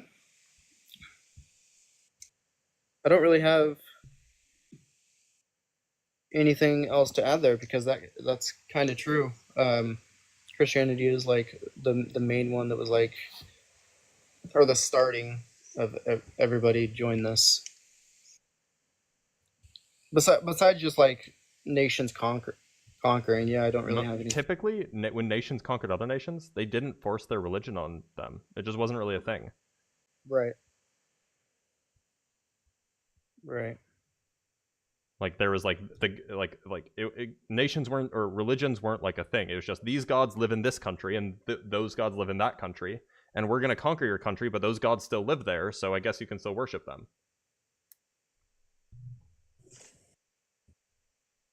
Yeah, I don't know. On the history of things, I would just have to get a little more information to make a point. I don't really have anything else to argue. Okay. Well, thanks for being here, Daily Jesus. I appreciate you. You have a good day. Take care. Now, it is 11 o'clock. You know what that means? That means that it is time for me to end the night and go to bed. I have work tomorrow, and you know, this is the time when I end lives. So, if you haven't already, make sure to hit the follow button on TikTok somewhere up there. And if you haven't subscribed on YouTube, somewhere down here, click the button. And if you haven't joined the Discord, there's a link in the description in the video on YouTube, but there's also a link in the link tree in my bio. If you're trying to connect on TikTok though, and you want to join the Discord, you have to copy the link and paste it into a browser, otherwise it won't work. Anyway, to everybody who's been watching, oh, I have some super chats. Sorry. I have a super chat from the Moonbeam saying that my work on null hypersurfaces proves God exists because only a divine being would make math this cursed to work. False.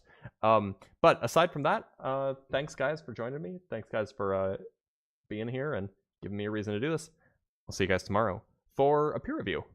We're going to do the peer review thing tomorrow. Take care.